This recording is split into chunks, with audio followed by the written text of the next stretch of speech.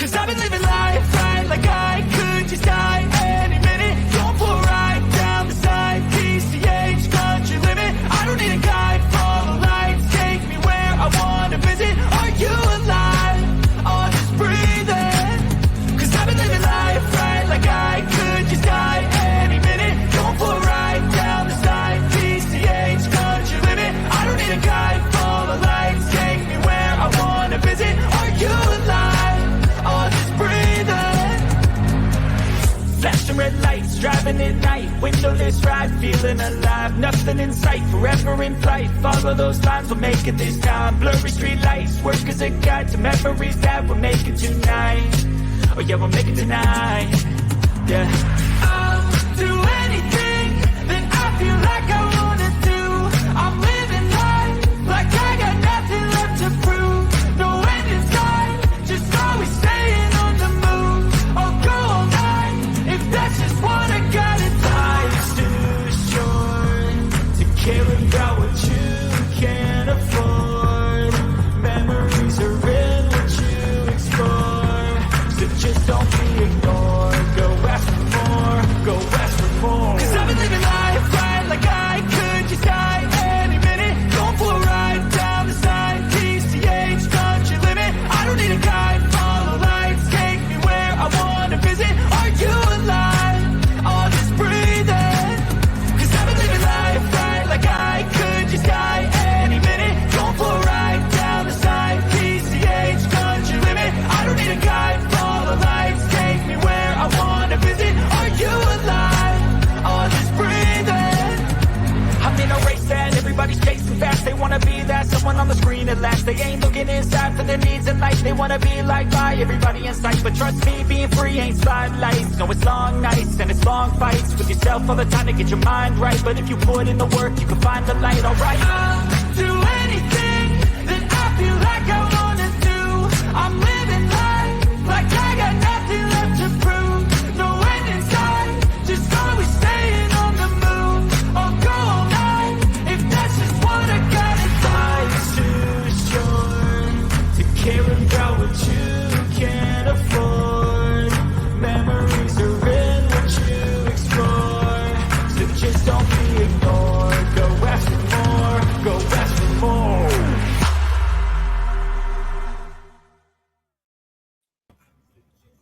Oh, welcome, ladies and gentlemen. It would appear there's some background noise going on. Oh no! Need to turn that off. Someone switch that on. I'll let you do that, Culture. How are we all doing, ladies and gents? Welcome to your favorite podcast. Hope you're all well. Oh, I that's didn't me. hear no background noise. I am the background noise.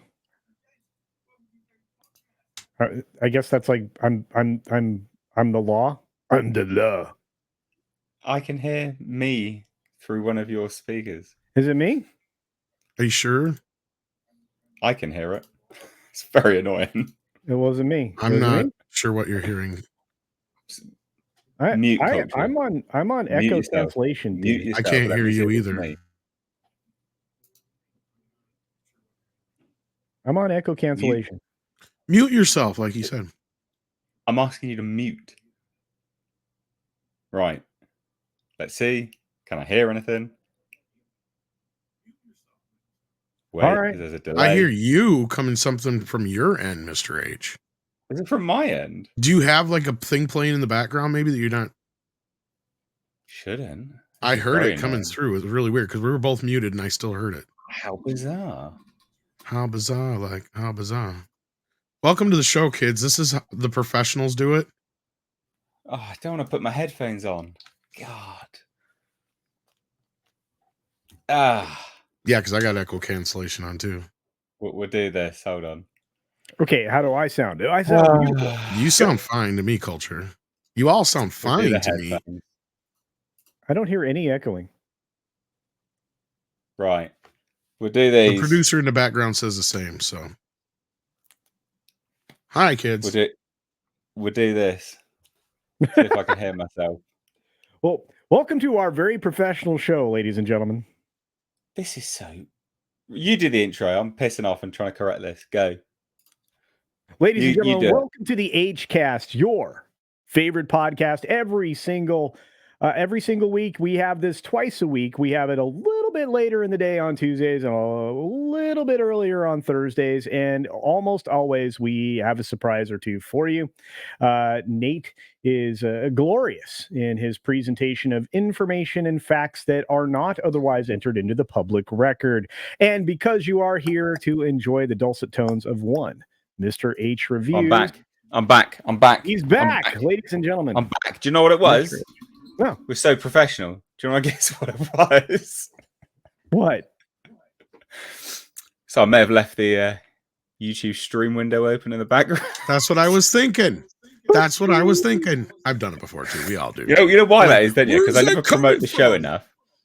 Because I never. Why was that? What the fuck's going on? I never promote the show enough. So I'm like, right, I'll make sure. I'll load the stream. I'll share it. I'll tag everyone, right? And get this promoting. We'll get it out there a bit more. Epic fail because I left it open. Well, and also epic fail. Ruin the intro to the show. Where did we get? I can't retweet you. Why? Oh yeah, because I noticed that had to hide too. myself. Yeah, I'll explain. Yeah, well, sorry, you have to show yourself. I'll explain that in a minute. Guys, welcome to your favorite podcast. Forget everything that just transpired. That didn't happen. This is episode number 88 of the most well-run podcast you will ever see in your life. We don't have any technical difficulties ever, or people being absent-minded fools. Anyway, we've got a fantastic episode for you today. Jonathan Majors, Hollywood Cesspit in general. We've got the American Society of Magical Negroes. No, I didn't misspeak. That's quite literally a movie. So we're going to talk about that. Yeah, unbelievable. But I can say it because it's a title of a movie. How the hell am I supposed to ask to go see that movie? We used to be able to say stuff as long as we weren't like calling people stuff. Well, who knows? We're going to be getting to it. Jonathan Majors, shit's hit the fan. Ex-Whammon, what's going on? Is it going to be like the Marvels? Probably. Just bizarre stuff going on in the world of movies. So that's what we're going to get to today. Ladies and gents, please do give the video a big thumbs up because clearly I need some support and some sort of community spirit right now from my abysmal technical difficulties that just occurred. No, give the video a big thumbs up, please. It's not for me. It's to hopefully get YouTube to tell you that we are going live with your favorite podcast in future. You want to join in to this podcast, get your comment, question, whatever it is, suggestion, proclaim your love to Tom, culture, me, whoever. Super chats are the way to do it. It's a great way to support the show. All kind of jokes aside, we get heavily demonetized here. So super chats are the way to do that. Memberships, please do become a member of the channel and join the community, I guess. Please do gift memberships if you are that way inclined. And that's completely ruined my flow. You will find links to the second channel linked down below in the description box, which is very important. Please do head over there and hit subscribe because loads of people tune in quite late to this and they miss the entire show, although I haven't uploaded them for a while, but I'm getting there. I've got them all uploaded. Just need to go through the mountains of metadata and release them into their own playlist. But yeah, there's loads of clips and stuff, so check that out. But now I'll hand on over to our panelists. They will introduce themselves and they will introduce their channels. Where are you from, Tom? I'm Tom. I'm a Gemini. No, you can find me at Midnight's Edge After Dark. At Midnight's Edge. That's where I usually broadcast, but I love hanging out with you guys here on the channel. It's always fun. So check me out on Midnight's Edge After Dark. But yeah, we're going to talk about some Jonathan Majors and other major news. It is major news, actually. Please do, ladies and gents. Obviously, you will all know Tom from the various live streams that he goes to, and you'll definitely know him from Midnight's Edge, I'm sure. But please do check out Midnight's Edge After Dark. That is linked down below, and please do hit subscribe down there. Would appreciate it. Obviously, these people give up their time coming to this podcast, and you guys clearly enjoy it, so please do show them some support. And next up, we've got Culture Casino. Ladies and gentlemen, boys and girls, you can find me anywhere and everywhere under this name, Culture Casino. I am on YouTube, Minds, Odyssey, Getter, Rumble, and, YouTube. So find me there. Enjoy my channel. I drop a lot of dismal Disney news. That's what I seem to be specializing in these days, and there's an awful lot of it, including several stories we're covering today. Okay, there you go. There you go. But links to everyone's channels that regularly or generally appears here will be linked down below in the description box. So, story time as to why no one can retweet me or if you don't follow me, you can't see my post now on Twitter. Just as a quick one, I had to lock down my social media because I'm no longer doing a master's degree, and I'm no longer doing a master's degree because it would appear someone has decided to sleuth my social media and cause a massive ruckus. That in combination with some other bits and pieces. So thanks, cunt, that did that. Because you might be watching. So, This is for you. thanks. Who did that? So there you go. So apologies for the harsh language, but they are. Someone that is that way inclined is just the biggest pile of douche I've ever witnessed in my life. So that will just explain it as a quick aside as to why things have been locked down briefly. They will be open again at some point, just when I see fit, quite frankly. And it also, my pursuit of a Masters of Science degree is not over either, just as an FYI. I've applied to another university, so who'll get the last laugh? Me, of course. Anyway, You win. so that's They get your money. Just to explain why that's on lockdown for the time being, but it will be changed at some point. So yeah, sorry, I didn't realize. I actually didn't know you guys couldn't retweet that stuff. I It's wasn't fine. aware. I navigated around it and sent out my own tweet. So there you go. There you go. Excellent Goodness. stuff. Excellent stuff. So just as a quick one, we do have my I think I missed it. We had a member milestone come through from Tyler Reeves, been a member for 30 months. Says, "What's up, Mr. H? How you doing, Tyler? Thank you so much for supporting the channel and getting some nice little Mr. H emoji things next to your name. Do appreciate that. It goes a long way. Memberships as well as super chat. So thank you so much." And we also had this from CC Karaoke for $2 Canadian. It says, Culture Casino is less than 200 subs from Pigtails. What on earth is Pigtails? Yeah, I don't know how that happened. Somebody must have You agreed decided. to doing something really stupid. Is that what's happened? I made a bet, a wager, a statement that if I were to make it to Tom, if I were to make it to 15K subscribers by the end of the year, that I would do a live stream, and for a portion of it, I would have Pigtails. I have somehow jumped from 12,200 to just a few shy of 15K in the matter of 2 weeks, which I don't know how that is even possible. That's good. Sure, but I feel like it's Tom's fault. Thing. I feel like it's Tom's fault. It's your fault, Tom. I woke up and this happened, man. I really don't know. Unbelievable. Unbelievable. I woke up under attack again, as usual.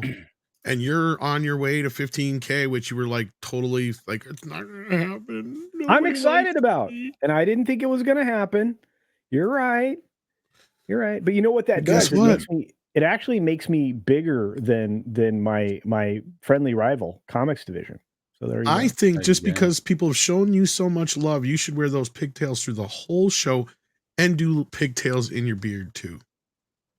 Actually, I actually considered braiding my beard one time. That'd be pretty cool. No, we're talking about pigtails, not braids. Pigtails, like little pigtails. I don't want to do pigtails in a braid. That's the point.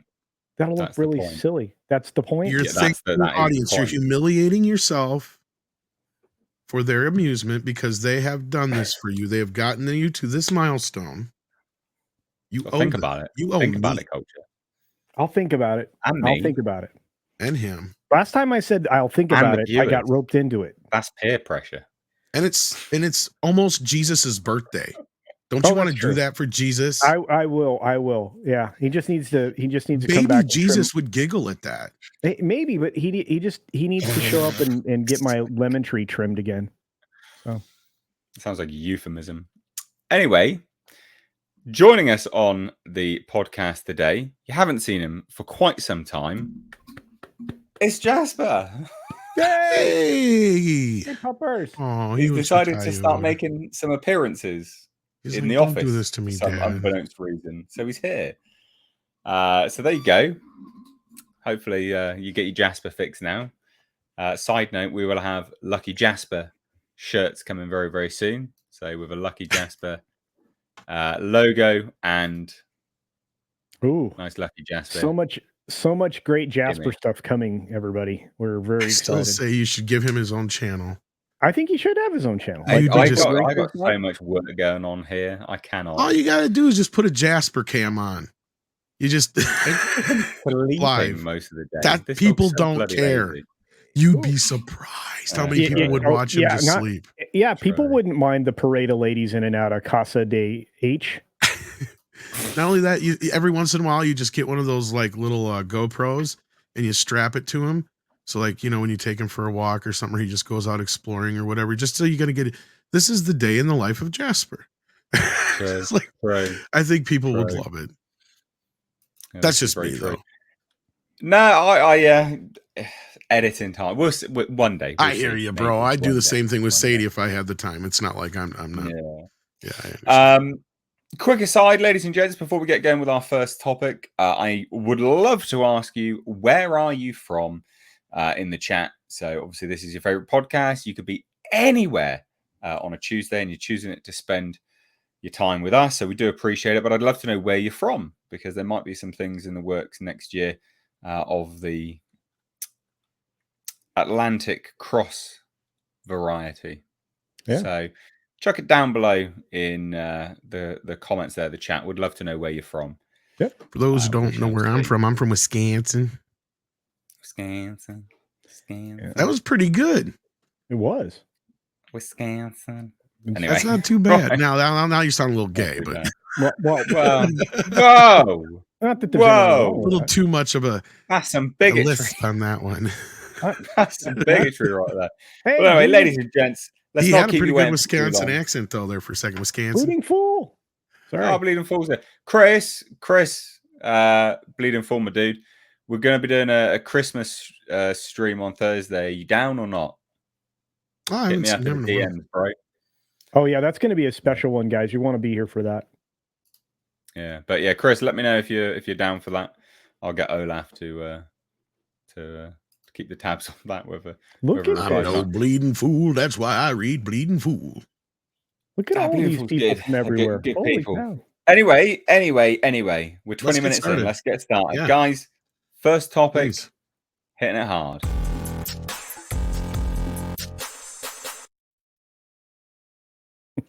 Yep, Jonathan Majors found guilty. So it was found guilty of two of the lesser counts. I think it was, wasn't it? Rather than I thought it was all 3. 4 counts. Okay. Oh, was it Was it 3? 2? Sorry, yeah, it might be the case. Yeah. Found guilty, a jury of 3 men, 3 women, and yeah, Partridge in a sentencing pear isn't until tree. February. Say that again. Yeah, Oh, I was just being a shithead. I said, and a partridge in a pear tree. that's right. Okay, right. 'Cause you said 3 men, 3 women. Yeah, no. So sentencing isn't now until February 6th, if I remember rightly. But yeah, so he's been found guilty. The jury, they had a bunch more questions. The verdict was in. They adjourned for lunch, returned. Verdict was read. Jonathan Major stood facing the jury, sorry. And they said assault in the 3rd degree with intent to cause physical injury, not guilty. So we say it was 2. Yeah, I was right. It's 2. Assault in the 3rd degree, recklessly causing physical injury, guilty. Harassment in the 2nd degree, guilty. But he was not guilty on aggravated harassment in the 2nd degree. Still relatively serious. And people have gone mental about it online. Like, crazy, comparing him to Ezra Miller, which is fair enough. Actually, I do agree with that. But different companies, different state. It's crazy. So he's now fired from Marvel. So we know that. Now I would argue, and Tom would agree with me, he's probably been gone this entire time. They were sitting on it, waiting. Yeah, it came although down pretty something- goddamn quick. Yeah. Yeah, although something that we weren't aware of was he was still actually with a talent agency. So his talent agent left their company and went with WME and took him with them. So he was technically still represented. He was represented by WME. Well, then why didn't he bring realise this individual in as a character witness then? That would have helped him a little bit. Because that was the other thing I that agree. stood out. Just to go back to the trial a little bit. I mean, I see a lot of people who like, oh, he was done dirty. He was innocent. He was running away from this chick. People forget that he came back the next day or later that night, however you want to look at it. It was like the middle of the night when he showed up. And instead of staying with her, he stayed in the lobby while he waited for the cops and paramedics to show up. We've seen the texts. We have the audio clip.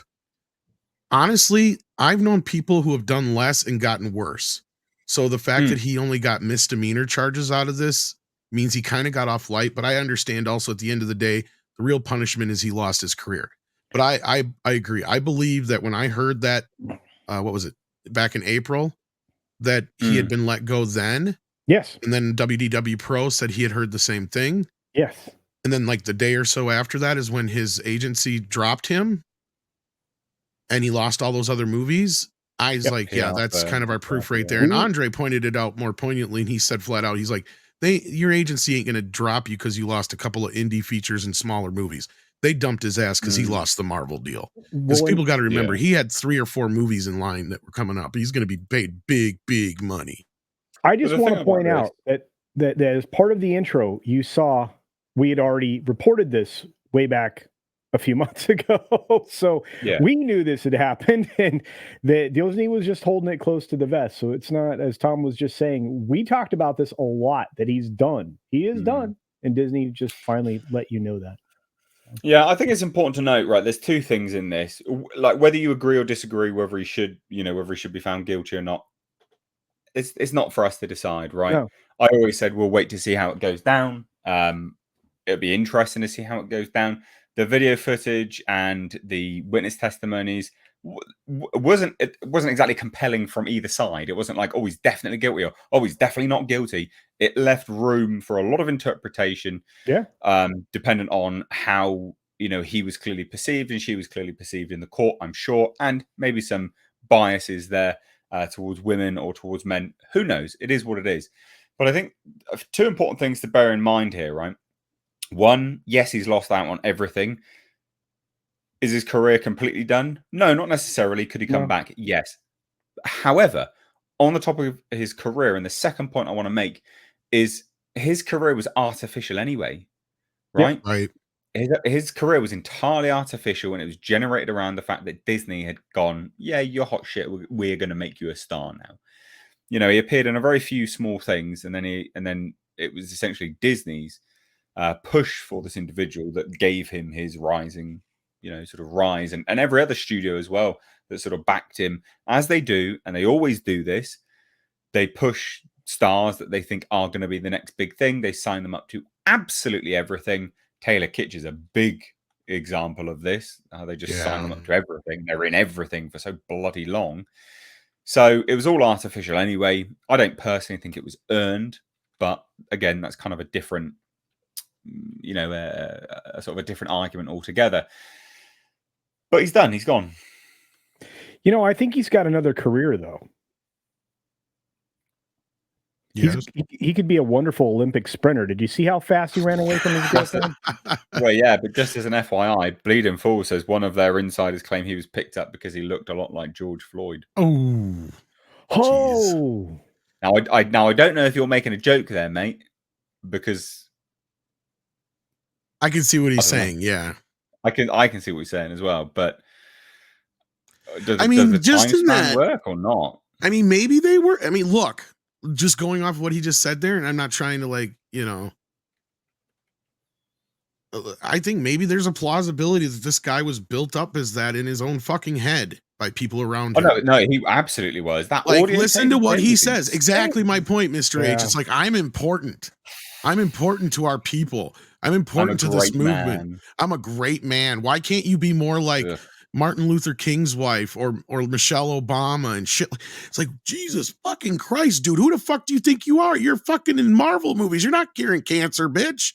Like, what the hell? You're not Mahatma Gandhi, dude. Right. Oh, it's crazy. Nobody's going to be talking about you 30 years from going, Jonathan Majors was a great man. No. Nobody's going to fucking say that. Nobody. Well, now especially not now, but I mean, even before that, right? Like, nobody was ever going to say, like, his acting saved lives. No. Yeah. This is the same kind of hubris though that the acting community had when we went into COVID. Though they're just like, we're needed, we're necessary, we save lives. It's like, no, you don't. No, you Yeah. don't. I don't Like, think I've ever, I've never met actors are a special breed anyway. Like not all of them, of course, but Hollywood actors for right. sure are a special breed on their sort of narcissism. Like, I get that it's a private conversation. I get that it's captured and stuff like this. But the only thing you'll hear me in my private conversations are a great deal of innuendos, and the only thing remotely close to narcissism, and it's not, is me claiming I'm a god to Jasper, right? Because I feed him, I clothe him, I bathe him, I water him, and it's more of a joke than anything else. But that's the closest thing you'll get to a narcissistic comment. That's it, and that's more, as a sort of a conceptual look at the relationship between an owner and their dog. You think your dog is like the specialist little creature around, and they think you're the specialist little creature around, right? It's that sort of symbiosis of mutual, love that an owner and a dog has. But this kind of commentary of I'm a great man, you need to be more like this, I'm going to do this, and blah blah blah. I mean, that stuff's insane. That's the kind of shit my cat would say to me if he could talk. Yeah, true. Very, very true. Very true. You should but be it's just grateful I let you pet me. Should be grateful I didn't scratch you today. God damn it. Exactly. They are like that. Anyway, sorry. I just thought since we're talking pets. Yeah, no. It was more just a reference point to say like how absolutely. But actors are like cats, looking down on everybody else too at the same time. Yeah. Yeah, because they're pampered constantly. They're told they're the bestest ever constantly. They're treated like they're so important constantly, like they're dignitaries or something like that. It's like, yes, once in a while, a movie can transcend. I'm not going to disagree with that, right? We had certain movies that came out at certain times that keyed us in on certain things like AIDS. You had Philadelphia that really kind of brought that to the forefront. I just watched JFK last night. I was reminded, oh my God, yeah, that's right. This movie reopened that fucking case, right? Like movies can make a difference. But as an actor, you're not curing cancer, right? You're literally like, there's a great story that Robert Meyer Burnett used for the soundtrack of Free Enterprise that Shatner tells about. He was out jogging one day and there was a fire, and they're like, somebody's like, there's a kid inside, and there's a kid inside. And Shatner went in and he come out coughing and hacking because he couldn't fucking breathe. And he looks up and the kid's already saved. And he's like, he reminded himself, oh yeah, I'm not fucking Captain Kirk. Right? Like, I'm not a fucking hero. I'm not this fucking thing I portray on TV. It was kind of one of those moments, and it's a great little fucking story that it tells, but it's like sometimes these actors need to be knocked back down to earth a little bit and reminded that you play pretend for a living, right? Like, that's all you do. Sure, once in a while you may do some fancy stunts like Tom Cruise, but you're not really putting your life at risk for anybody but yourself. So, and I will say that moment in that film, Free Enterprise, that, by the way, that's one of our favorite friends that made that film possible. RMB. That is a unique moment where it does reintroduce the idea of humility, and we don't have any actors that actually suffer from humility right now. And I say that with a special emphasis. I think the last person to actually understand their position in life may have been Jenna Ortega. When she recognized certain aspects of herself and presentation and everything else, but you don't get that very often. You don't get a lot of people that suffer from humility. Maybe James Marsden. Let's pivot to the fact that he's gone now. Well, that's a problem. I'll go out on a limb. This isn't me championing him being fired or anything along those lines. But I want to talk about him being removed from the MCU and whether that's a good thing or not, because I personally think it's a relatively good thing, just in terms of the possibilities it opens up now, because they openly admitted that they built this around him just because they liked his performance in Loki. There was no set out plan. They just made it up as they went along, which was a terrible idea from the start anyway. And same as this multiversal nonsense. So we kind of allegedly knew he was fired anyway, and I stand by that. I definitely think he was. But do we think this is a good thing or a bad thing? Yay or Nay. Well, I mean, I think Andre put it best, kind of going off of what you just said. Yeah, he believed my sources and pro when we first heard it. Yeah, he was gone, and we've kind of seen a shift. I mean, we're still hearing that they might recast the role, and that's kind of the more like the latest rumor. And again, we were never hearing anything what would happen afterwards. But at this point, I think they're better off just going and doing something else, even if they do decide to recast him in some way, shape, or form for whatever reason it is. Because I just think that this was not something that was connecting with the audience, regardless of the controversy that's involved, right? Like, there's Jasper down. What are you trying to do? I'm getting there. There There he you is. go. Okay, there's Jasper Cam. There's Jasper. He's sweeping like a champion. Anyway, like, yeah, I don't feel like carrying this storyline on any further is going to benefit the Marvel Universe. It hasn't caught on with people. They've done what 3 or 4 things now with Jonathan Majors, and each time he's gotten his ass kicked. We've found out later on that the original version of Ant-Man, he was supposed to win anyway, and they didn't even have that happen. So to me, that almost makes me feel like they were kind of losing confidence in this actor and character before they even had the problems reach the press. But then again, we were told something went down in the UK that I don't even know what was interjected into this trial from that. It didn't even sound like they had to, even though they got that stuff opened up, because maybe Disney was already aware that this guy was a problem. Because we got to remember, both of these last 2 incidences that we're being told about happened in the midst of production of both the Marvel projects. One happened in UK during the shooting of Ant-Man that was supposed to be unsealed, and we didn't even, like I said, hear anything about what actually happened there. And unless those were some of the earlier text messages and stuff that got brought in, maybe that was what it was. Otherwise, the other one happened in the midst of the film finishing of Loki season 2 in March. And from there on out, like Andre pointed out, like the way it ends in Loki season 2, you can kind of just leave it at that outside of the Council of Kangs. I mean, really, it's just kind of left open. You could even kill off all the Kangs from that ending, actually, quite frankly. Yeah. So at that point, he's like, you might as well just move on to something else. And I think that's kind of what they're going to shift to. I mean, they may do some kind of button up on this, but yeah, you never know. Oh, are we getting ahead of that? All right, well, I'll hang on to that thought. But as far as like recasting him, I mean, Terrence Howard was done dirty. Bring him back as Kang. Culture, the rumor going around is though they're looking for a Denzel Idris Elba type. That's the rumor going around. Yeah, I wouldn't mind. Yeah. I think they already have some people in mind. I think they've already been looking. I agree with what Andre said and what you were just kind of alluding to too. And that was the moment the verdict went down, that's when they were like, okay, just announce that he's fired. But if he had been innocent, Andre, and I agree with his video he dropped this morning, I think they still would have went forward without him. We just never would have heard about it until they recast him down the road, is what we would have heard, or just would have moved on from the whole thing altogether. Yeah, I agree with that. Look, they already have somebody that naturally is the perfect replacement for Kang. It's a Juicy Smollier. Oh, for fuck's sake. Is he less controversial though? Love it. No, love it. Well, and I think either way, like Andre said in that video, he's gotten even if he would have been innocent, he's gotten beyond the character now, right? You can't watch the character without thinking of the whole controversy now. So yeah. Anyway, you were going to say something else, Mr. H. Well, I was going to say, let's shuffle on, ladies and gents. Culture Casino needs 35 more subscribers.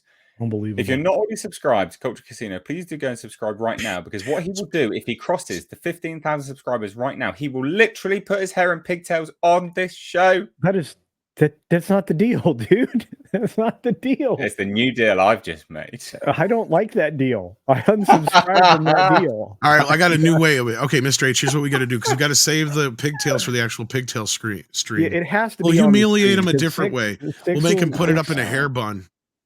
No. Also, no. What is wrong what with can you? We get you to do then? Shirtless? I don't want to see that though. I don't want to see it either. I'm mean. Well, fine. Can you borrow a shirt or something from the wife? No, I'm just kidding. I don't want to do that. Would you ruining stop my it? fun. People are liking the Ruining man bun my idea, it fun. looks like. I don't. I don't. I don't like it. People are That's liking the the pigtails, point. mate. People are liking the pigtails. Pigtail the beard. That's what people are saying. No. You That'd be pigtail like the me beard. going, look, if you can get me to 30,000 subscribers, I'll do a wet t-shirt stream. Aren't you already at Nobody wants to 30,000 see that. subscribers? I don't want to do that. That this is a lesson to you guys, right? You should never make arbitrary comments No, on don't. subscriber growth, because Don't. I made an arbitrary comment once. I was like, I'll do a face reveal when I hit 100,000. Never thinking I would ever hit 100,000 subscribers. You did. And I fucking did. And I had to do a stupid bloody face reveal. But to be fair, Mr. H, outside of the stuff it may have caused in your personal life, all of us, you're the one guy who's fortunate enough to look the way you do. Yeah.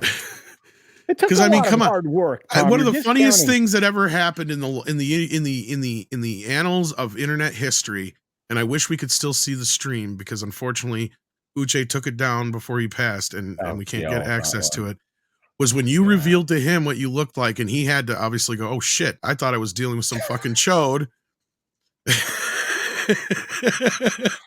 And this is a guy I probably would have seen in the fucking locker room. You know, like that's what he's dealing with at that moment. That was gold at that moment. That was gold. That was a funny You guys, story. That's It's a shame the he true took it story down. of never judge a book by its cover. Yeah, well, Uche will be missed. He was a big old bear, lovable guy. He had a very strong personality, and he would stand his ground. That's for sure. Yeah. What we'll do, real quick, just to shuffle it on briefly, apologies. We've got some super chats to get to, and then we'll move on to our next topic. So, just as a quick aside, you want to support the show, which I would encourage you to, because we get heavy demonetization here, and your comment gets read out. We engage with it. Please do. Super chats are the way to do it, and that's the way to get us to kind of chit chat with you. I guess you don't have to, just as an FYI. So, Accent Seller sent in 15 Norwegian kroner. It says, Mr. H, if you hadn't shared that you studied for a degree diploma, then this wouldn't have happened. Reminder to be selective on what you share on the net. No, that's actually completely incorrect. So just to set the record straight, it was someone from the degree course.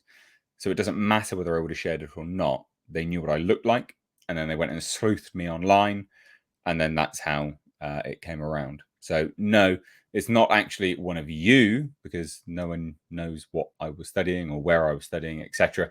It wasn't that, just as an FYI.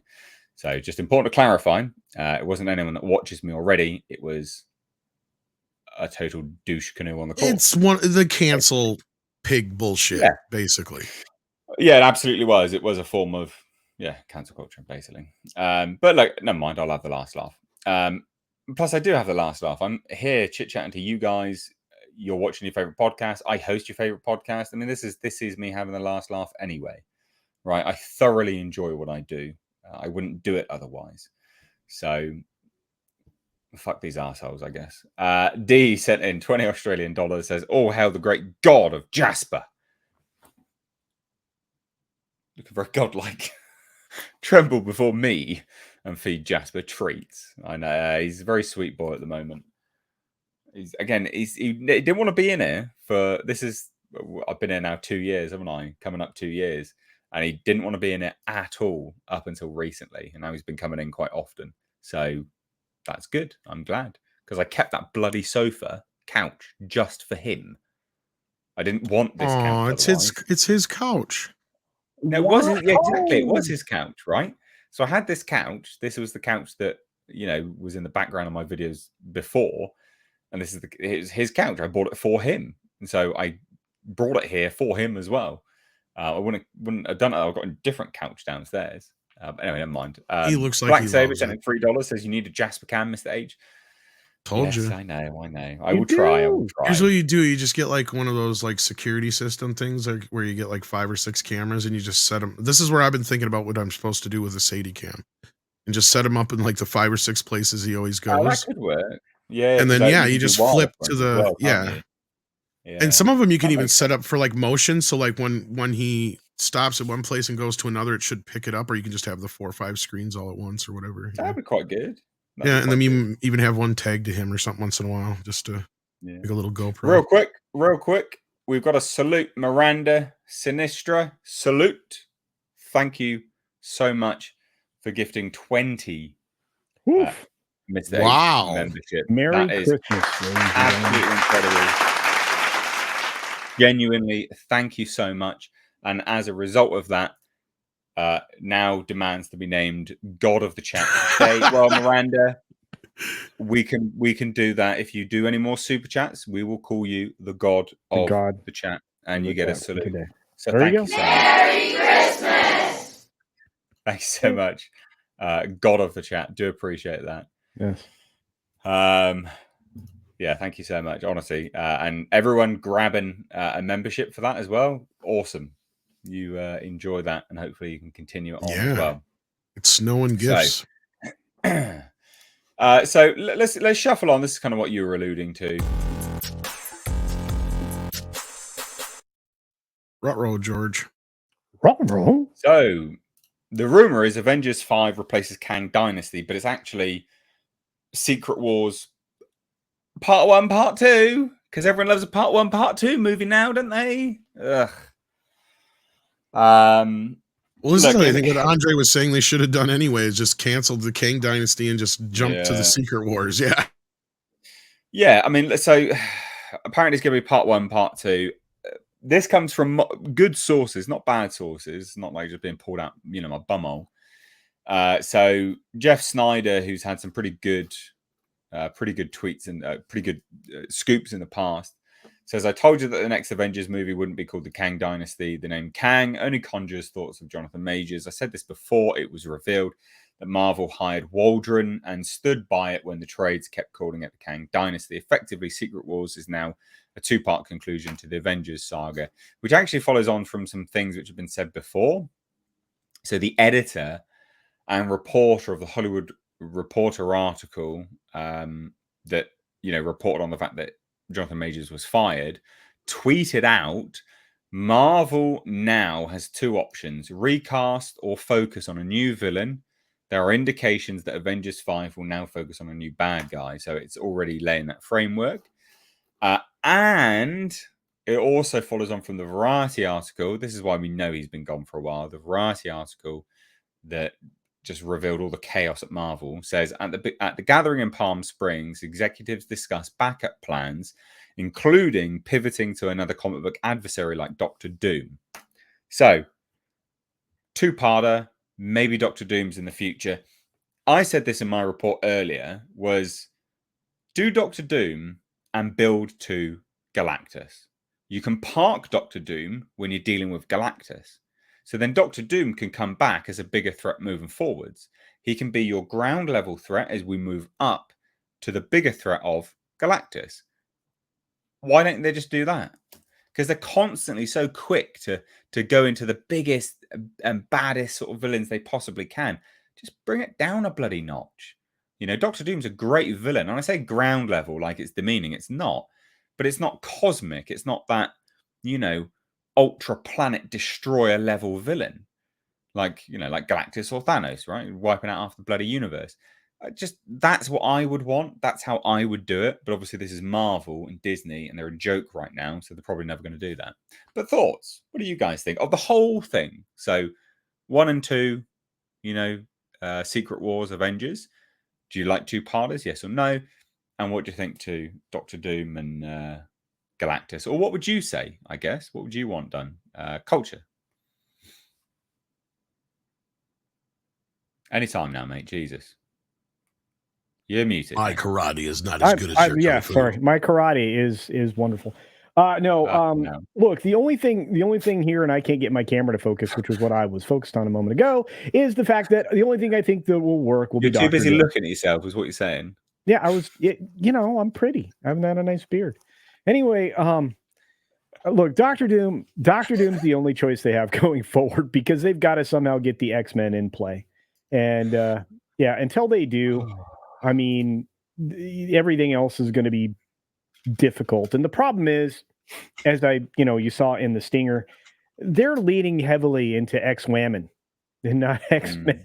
So I have a dark sense of the future that the X-Men could be eliminated before they even begin.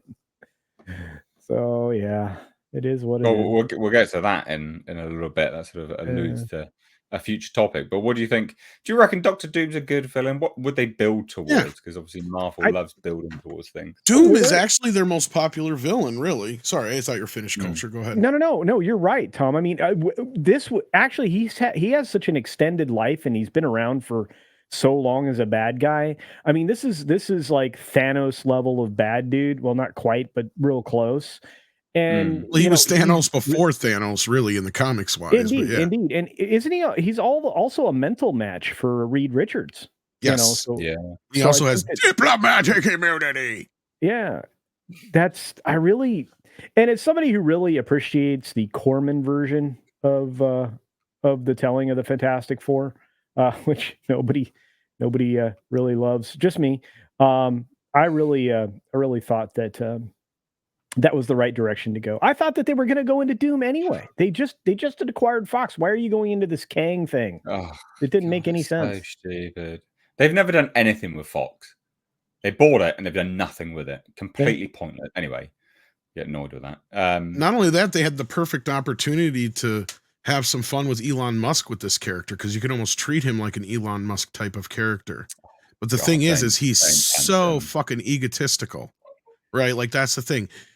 One of the better versions of the character is he wears the mask because he's, in his eyes, deformed. And then when he takes the mask off, it's just a little scar on his face that he's all fucking, all upset about. So I love that version of the character. I mean, of course, in the original version, I think he was much more deformed, but no, like, it's just, he's a character that is grandiose. He was like Darth Vader before Darth Vader. In fact, I'm pretty sure that Lucas pulled some inspiration from Doctor Doom. He's that kind of a character. He's a demanding presence. Like I said, in the Marvel Universe grand scheme of things, like, I didn't know who the fuck Thanos what really was outside of mentions of him here and there until the movies made him out to be a bigger thing than he really was at the end of the day. Because my understanding was the whole reason he snapped half of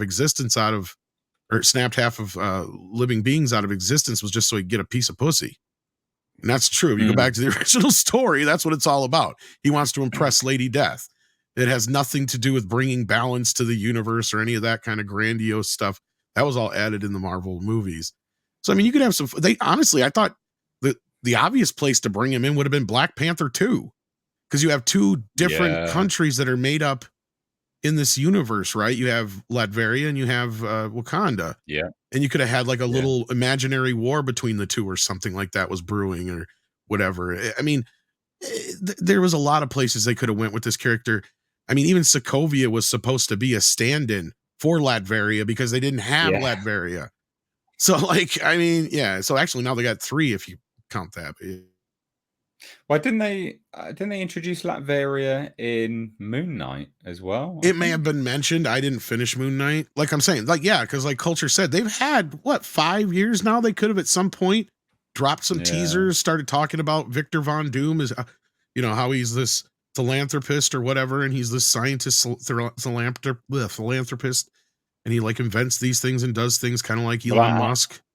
As Neil is saying in the chat as well, he's saying you got the Sokovia, that could have been Latveria as well. There's loads of it originally was from my understanding it was their stand-in for it, because they couldn't use Dr. Doom or Latveria. And someone is saying that Moon Knight did hint at Latveria. I did think that they did. I thought that they did. Well, it has already been brought into it. Yeah, they absolutely should have. I mean, they should have done it. They should have done. Doctor Doom was the choice, but they've been not steadily, it's like been full steam ahead, moving away from these kind of things. Well, he's kind of the reversal of Black Panther. That's why I said he would have worked really well introducing him there, right? Because like, you got Black Panther who was thrusted into this lead role as opposed to Doom who, is constantly grabbing for power, and shit like that. Well, Doom's an interesting character as well, right? Like, I mean, as you said, there's that sort of facet to him, but there's a lot of nuance and layers to that character that you could do something really interesting with. So Andre would be great for this convo because he loves Doctor Doom. Yeah, no, I completely agree. Yeah, what a shame. I mean, look, do you think anyone's going to be interested in an Avengers Part 1, Part 2?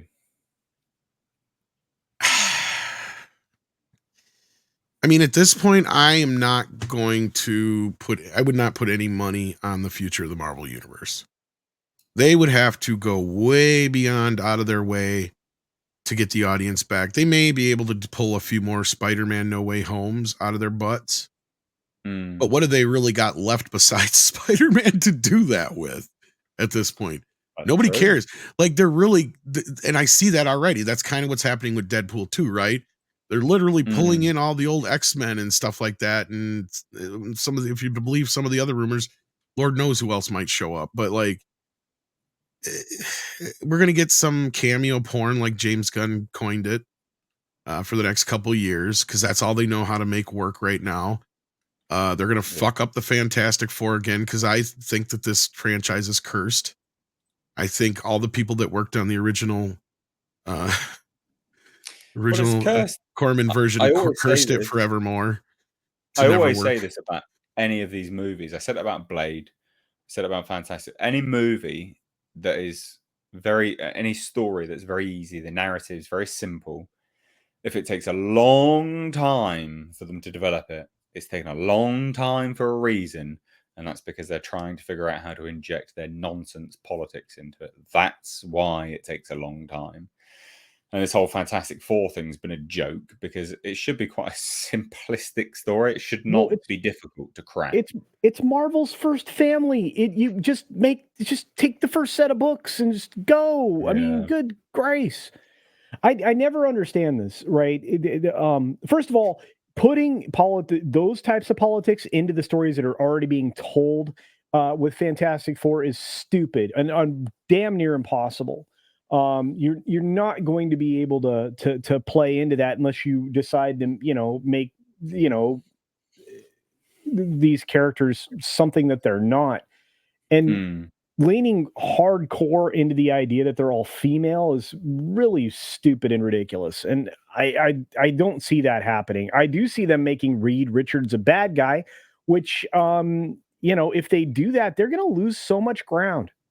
I mean, it's just, they can't afford to do that anymore. They've lost all of the goodwill, all the currency of goodwill, because of their treatment of the characters in the past. And to take your first swing with like the first family, of the Marvels,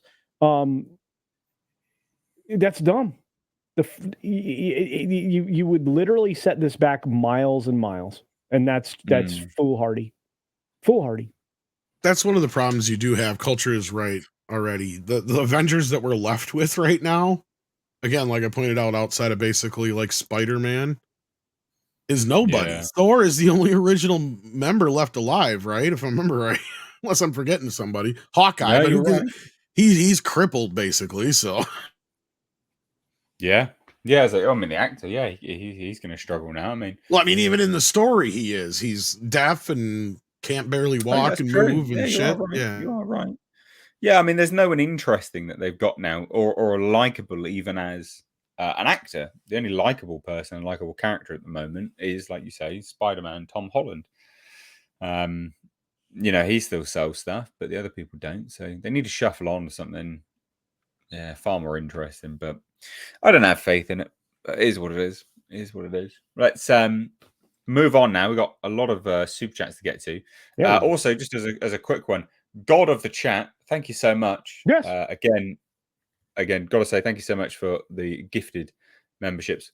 God of the chat. I didn't quite realize the membership level that you gifted was as high as it was. So thank you. Genuinely. Do appreciate it. That's, massive thanks. We've got a salute from Tom there, doing his bit. Going by the name, I'm curious, would it be Goddess of the chat, though? But you do you, boo. Whatever you want to be called. We'll call you God of the chat. I think you can be a god and be male or female. Yeah, and I think then I was just saying. I mean, what if God was one of us, Tom?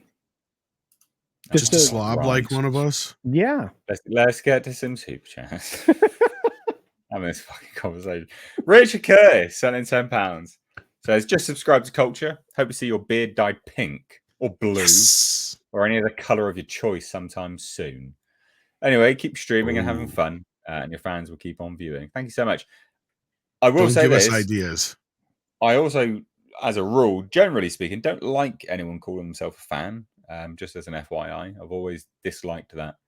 As I've just never been comfortable with that. We're all friends. That's what I like to say. You're friends of the channel. You are friends. You're not fans. I don't like that. It's that weird. People forget where they come from when they get fans. I've never liked it. Anyway, just as a quick one. I mean, my weird, awkward ramblings that I do sometimes. Jason Webster, moving on, sent in 10 Australian dollars. Says, as someone who graduated with a Bachelor of Communication, Film and Media and Journalism, I can't speak highly enough on how you guys, along with WDW Pro and Valiant, cover contemporary culture. Well, thank you so much. That's really kind. Thank you. I do appreciate that. Thank you. I haven't got anything, so I do appreciate the fact that you enjoy the way I cover all these things. Thank you very much. Larry Quadowitz dropped in $10. Says, hello, Mr. H and friends. I saw Rebel Moon last night at a theatre in New York City and loved it. It was surprisingly brutal, considering this was the PG-13 version. Definitely not for kids. You get away with a lot for PG-13, can't you? Like a hell of a lot. Yes, you can show all kinds of violence and killing and maiming and murdering. Just don't show any boobies or say the F word. There you go. Because wasn't Jaws is PG-13, isn't it? I guess it was re-rated that. PG-13 didn't exist when Jaws came out, but yeah.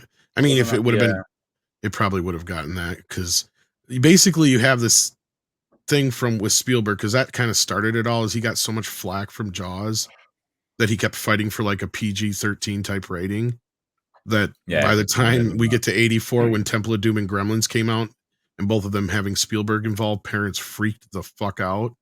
So finally, the MPAA is like, yeah, maybe we do kind of need a rating somewhere between R and PG, because every other country had one already. So I think the UK had like 15, and same kind of thing for Australia and stuff like that. Yeah, we've got U, PG, 12. 12, yeah, you had 12. We've got you've got U, PG, 12A, 12, 15, and then 18, which is our R rated. Yeah, or hard R, whatever. Yeah. Well, we'll get to that as a subject in a minute, Larry, my dude.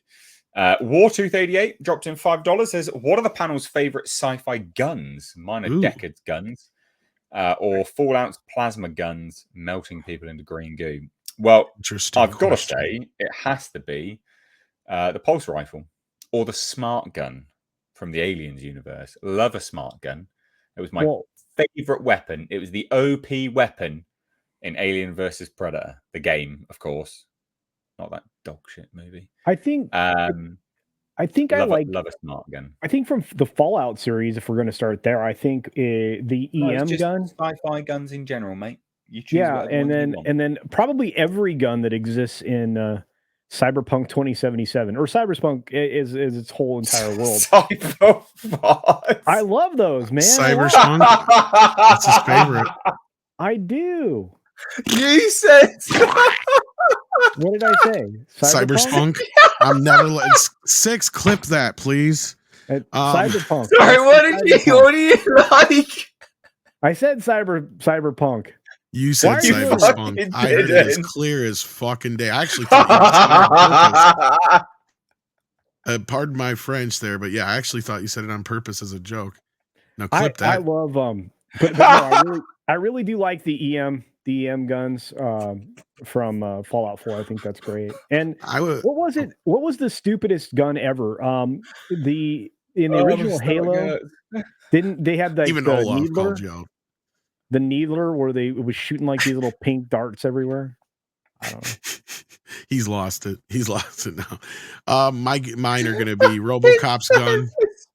RoboCop's gun, just for pure love it all. I can't even answer this fucking question anymore. And the gun from District 9, just because I thought it was cool that you had to have the DNA signature to shoot it and all that business. So yeah, there you go. I don't think any of that's true. Oh yeah. Bleeding Fool. I agree. The little cricket. from The Men in cricket. Black. I get a little midget cricket. Whoa! That was pretty good. Yeah. Also, um, I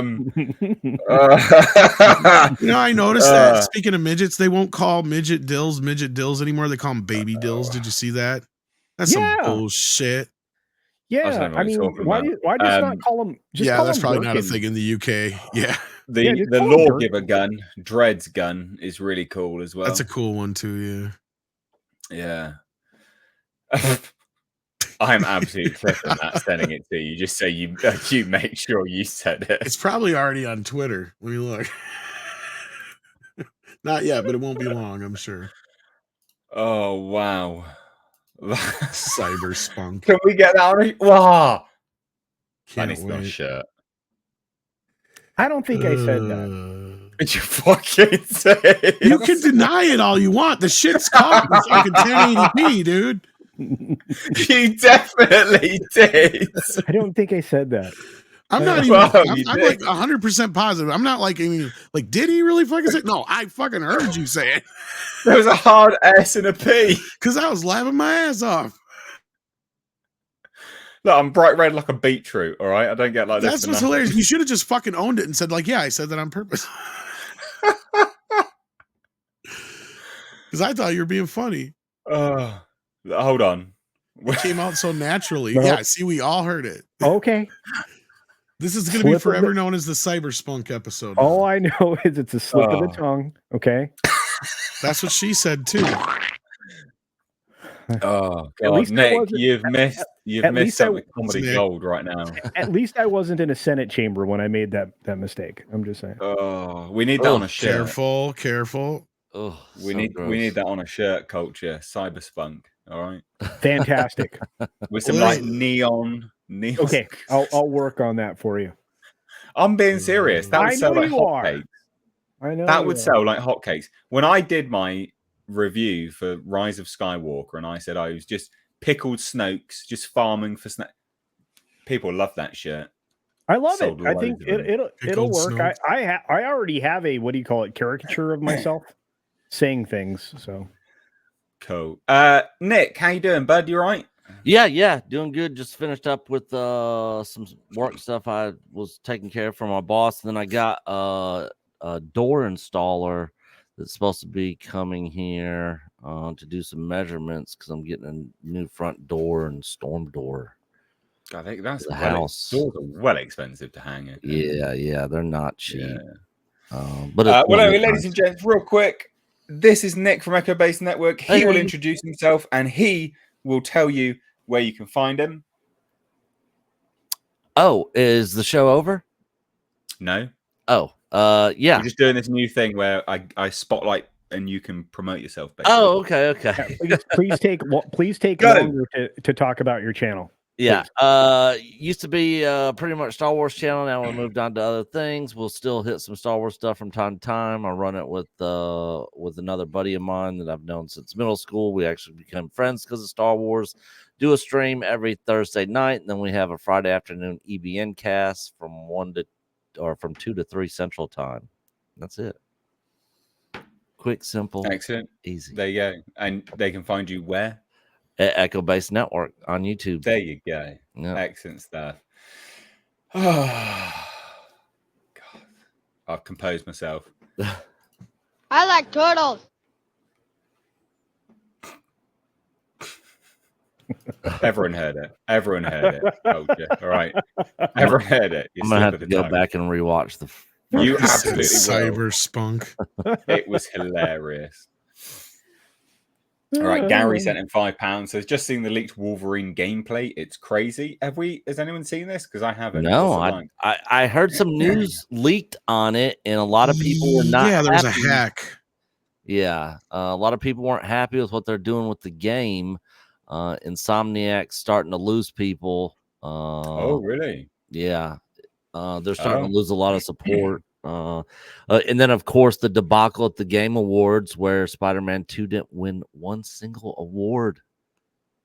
Not one. That's a good thing, isn't it? I haven't played the game, but I heard the ending. I'm not going to spoil the ending, but I heard a lot of fans were upset with the ending and the direction it looks like they're moving. But other than that, I heard the game was decent, but not anything to like, run out and grab immediately or anything. I would look at picking it up when it's discounted if you're interested in playing it and don't have it. Accent Seller sent another 50 Norwegian kroner. Says, you heard about Suicide Squad game rumors. Harley Quinn kills Batman with a headshot. Last project voiced by the late Kevin Conroy. Woke ruins shit again. I did not hear this. Yes, I Did you heard hear that it? yesterday as well. Wow. That they're looking Fuck at that. doing that in the Suicide Squad game, and a lot of people aren't really happy about that either. I can believe that. Yeah. I can believe that. Well, speaking of Norwegians, how's it going, Andre? Hey, Andre. Hey, greetings. Glad to be here. So, doing a new thing. Technically, should be at the start, but Andre, the floor is yours. Tell everyone who you are, where you're from, not Okay. geographically. Channel, yeah. promote yourself. My name is Andre. I'm from Norway, and I represent the channel Midnight's Edge alongside Tom Connors, who's already on the panel. And I do entertainment, and I has opinions and shit. He's selling himself, everyone. God damn it. Please do check out his link down below in the description box. I has opinions and shit. Jason Dugdale sent £5. Says, do you think Hollywood is over with the movie That's The my boss. American Be right back. Society of Magical Negroes? Wow, that is a segue if Wow. I ever heard one.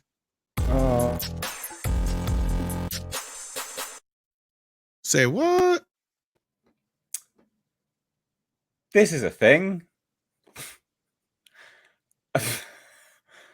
I just don't even know where to begin with this stuff. So do you know what their job is? Yeah. Their job is, what's the most dangerous animal on the planet?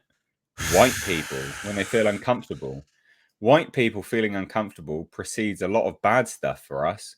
That's why we fight white discomfort every day, because the happier they are, the safer we are.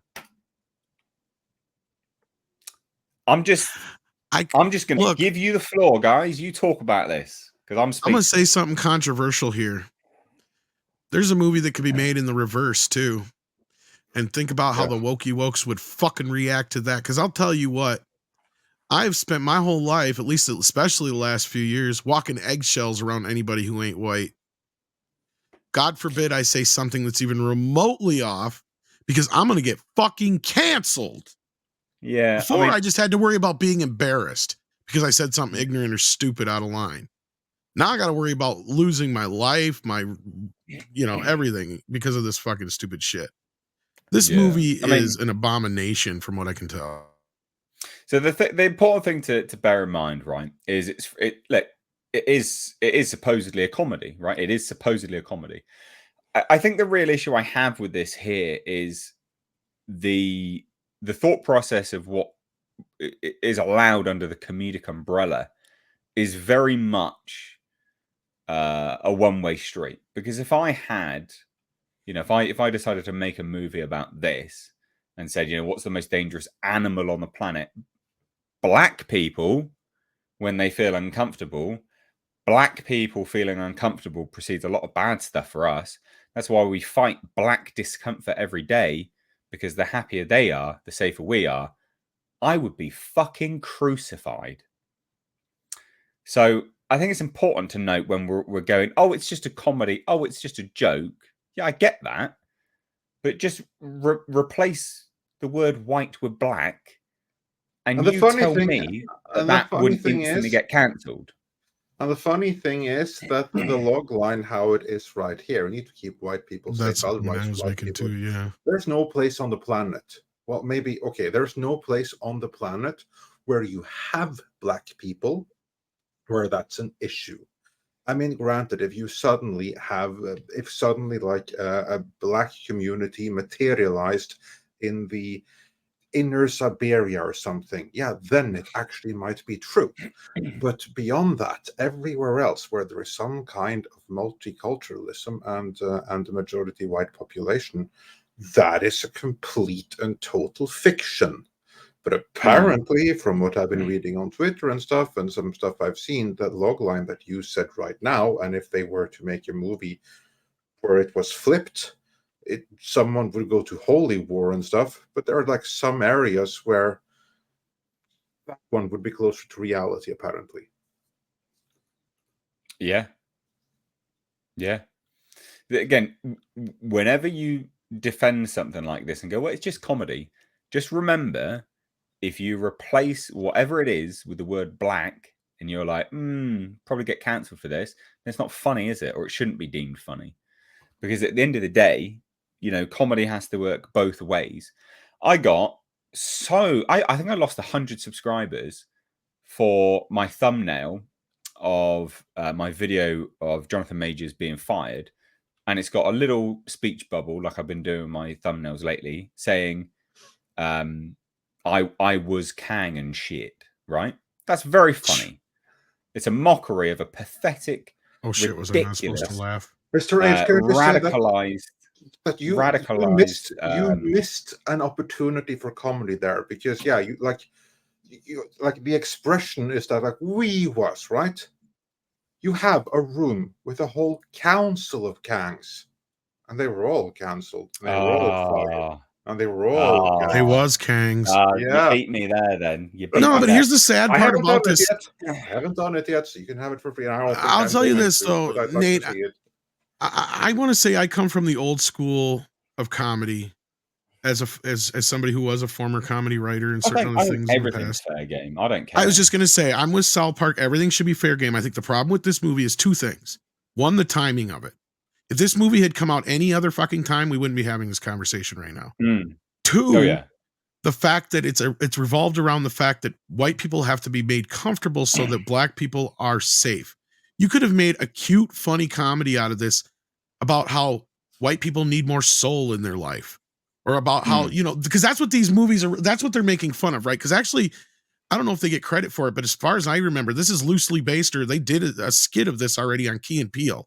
And that was fucking hilarious, because there was this epidemic in movies for a while where you had the magical black character who would show up and he'd either have some kind of magical power, he'd have some kind of magical like advice for one of the lead characters or what have you, or they would show up at the perfect opportune time, right? You had this trope, and I've made this argument that yes, that trope was actually a trope as opposed to the whole black people die first in horror movies, which is not a trope. That was a joke made by somebody and people took it too far because it's bullshit, because most horror movies don't have black people in them. Like I said, and second of all, when they are in them, they usually survive. But anyway, that's neither here nor there. There could have been a decent film here made, but what they have here is a divisive film now. Like you could have had fun with this, like one of the characters is a white person who has zero rhythm, can't dance. And so like this magical person shows up to help him learn how to dance, and he meets the love of his life. And then same thing, like you have these, like a cute little story like that. And I've had other people bring up as like, well, if you have a bunch of magical people in this of one race, why aren't they just helping out their own race if they have magical powers? Like there's so many, it's like, again, I reiterate, had you done this in some mundane fashion where it wasn't about making black people feel safe because white people need to be felt safe, then I think the movie would have been cute and funny. You could have had something here. Can I add? But otherwise, I think it's go ahead.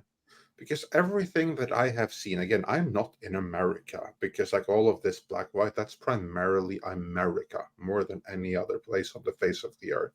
Well, we've imported it, unfortunately. And the UK. But from everything I have seen, it seems that everyone, because they say, oh, we have to make white people feel safe. From everything I've seen the past decade, everyone goes out of their way to attack white people nonstop all the time and do the precise opposite. I mean, it's just this past month and a half, that the only ones who have been more fair game than white people are Jews. Yeah. I'm not saying that's a good thing. I'm not condoning that in any way, shape, or form. And the next in line are gay men, whether they're white or black, it don't matter. I've even already heard a lot of black men say, yeah, they're the new white man. Yeah. And I see the one post that was hilarious because the one guy goes, yes, we finally got an upgrade. I'm like, I don't think you know what that means now. Yeah. I mean, this is so divisive anyway. Like, it's been disliked to oblivion, 61,000 dislikes out of 6.2 million views. Only not even 5,000 likes because people are just like, this is just because people can just see exactly what this is. They know what this is. It's just, you know. Well, I just have this problem because we've had a century now where white and black people have had almost all the same rights, right? I'm not saying it's always been perfect. I know that, especially in the South, there was a lot of places for a very long time where black people couldn't even go into restaurants. It was illegal to get married to a white person, et cetera, et cetera. I'm not denying that. But we had reached a point where things had kind of leveled off already by the 80s and 90s. And this idea that this is still a problem is what's dividing us now. It's creating new hate. Yep. Right? It's creating a new generation of people who are sick and tired of this shit.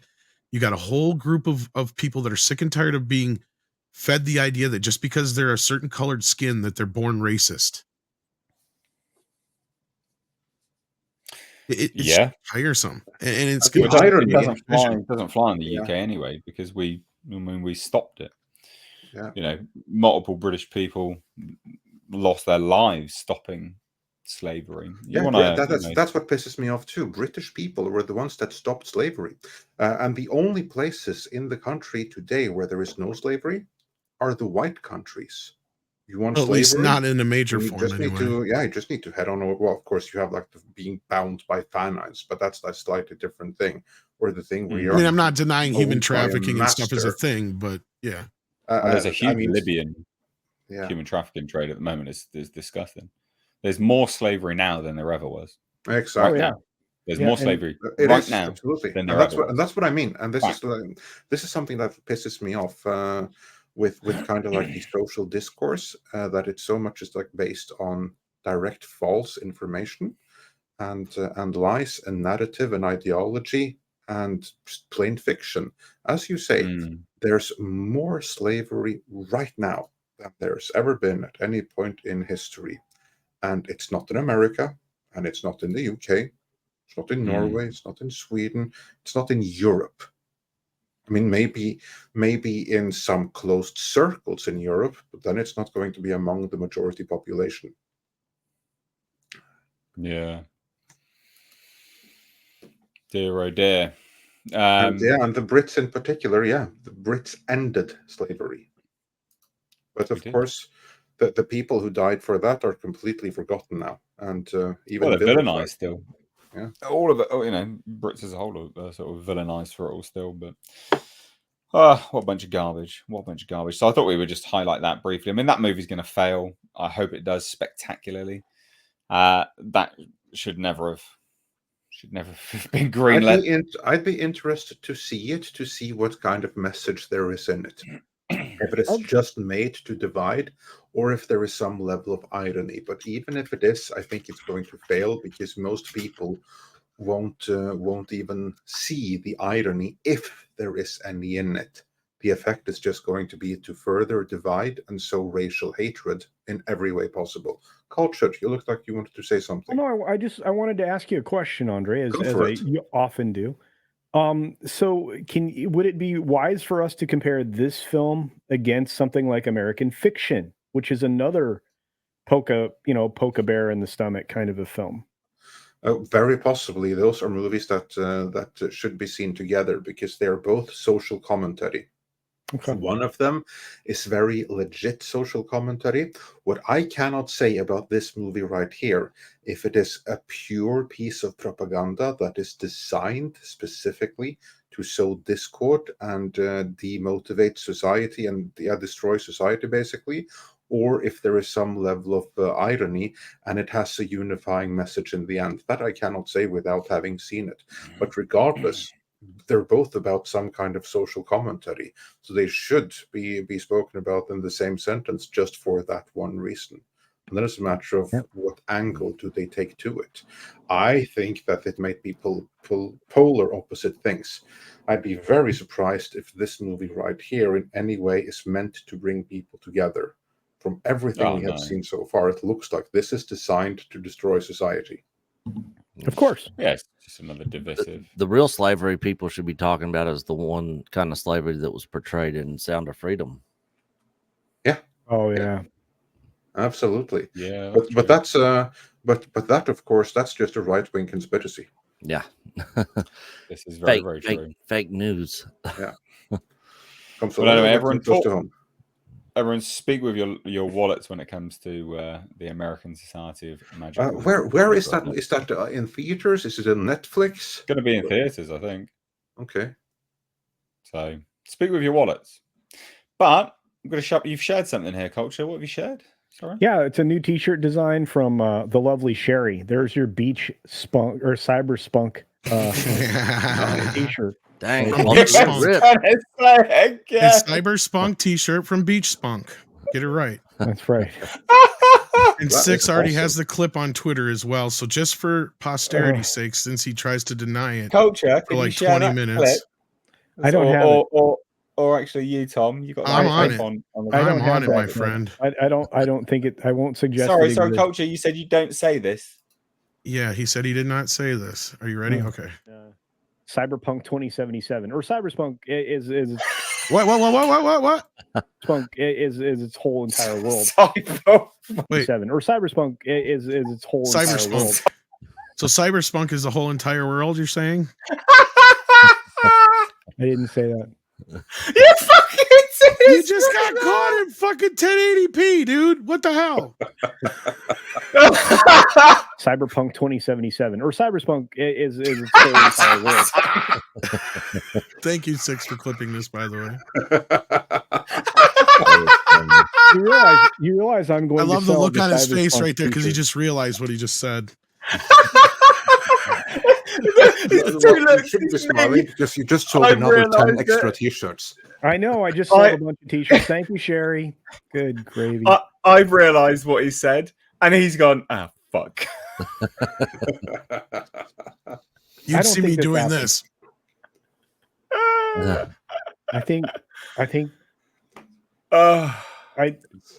What is it? What have you learned, everyone? In case anybody wants to superimpose me in there, there's my image. You really want to go and buy a Cyberspunken T-shirt right now? Spunken. Now we need a German or Norwegian version. Cyberspunken. It's the T-shirt for you. Oh god! Oh, so funny. It will show you have Cyberspunk inside. So funny. Let it out. Oh, can we just play it one more time? Just. Oh yes, for posterity's sake, let's. Because Cyberpunk 2077 or Cyberspunk is its whole entire world. Punk 2077 or Cyberspunk is its whole entire world.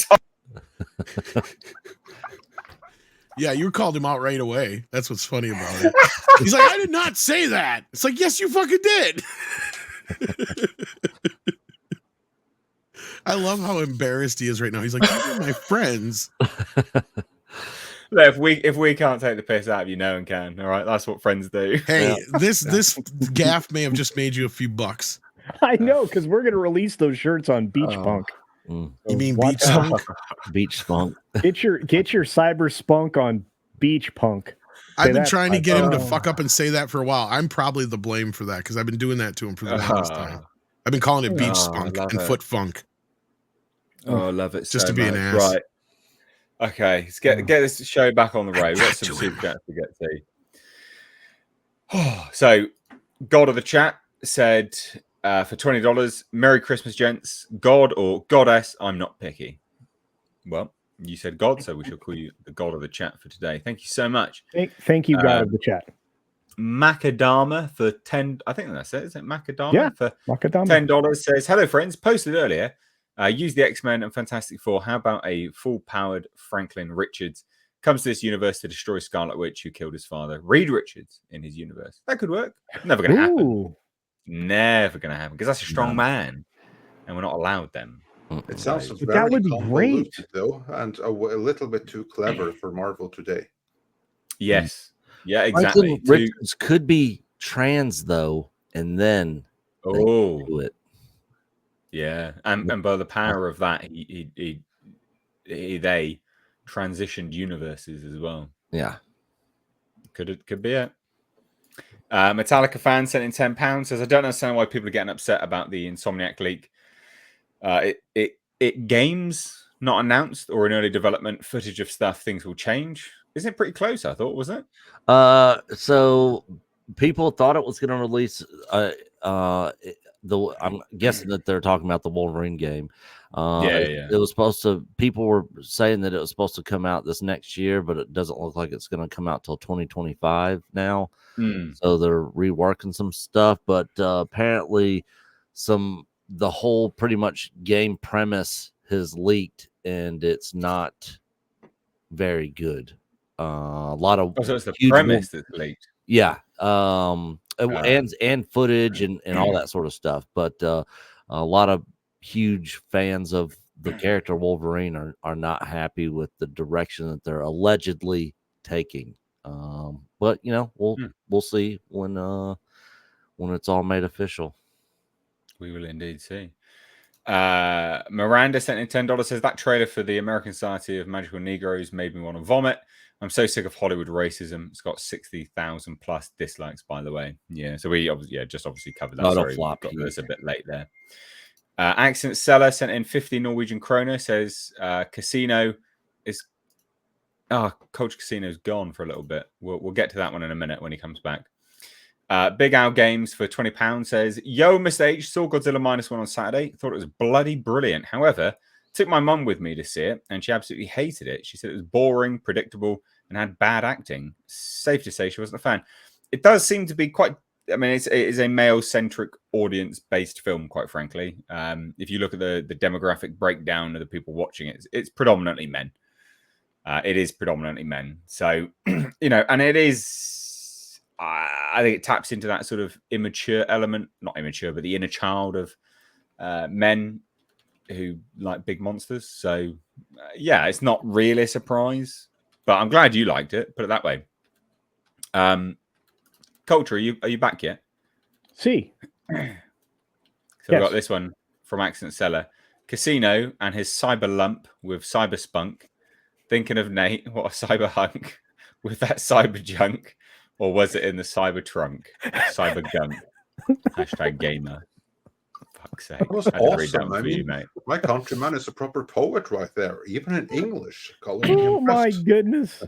There we go. Thank you for that. Gary sent in £10, says, I don't like how in Arkham games Deadshot is white, like in the comics, but now in Suicide Squad he's black.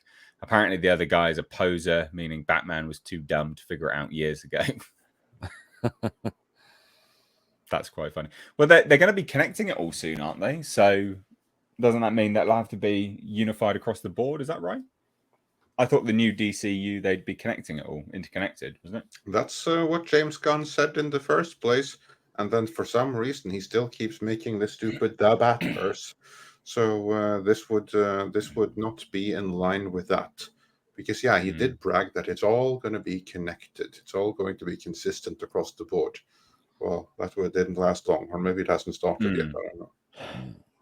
Yeah, we shall see. So we've got $5 Australian from Jason Webster. It says, update, Godzilla -1 about to cross $66 million. However, the actual box office earnings are higher. Yes. So is that... Yeah, what is this thing? Because I couldn't find the UK numbers at one point. Can't find the Japanese numbers because obviously, I mean, you just can't for some bizarre reason. In Japan, it had already paid for itself in earnings. And again, it comes down to Toho actually owning a giant chunk. Gojo said that's none of your business.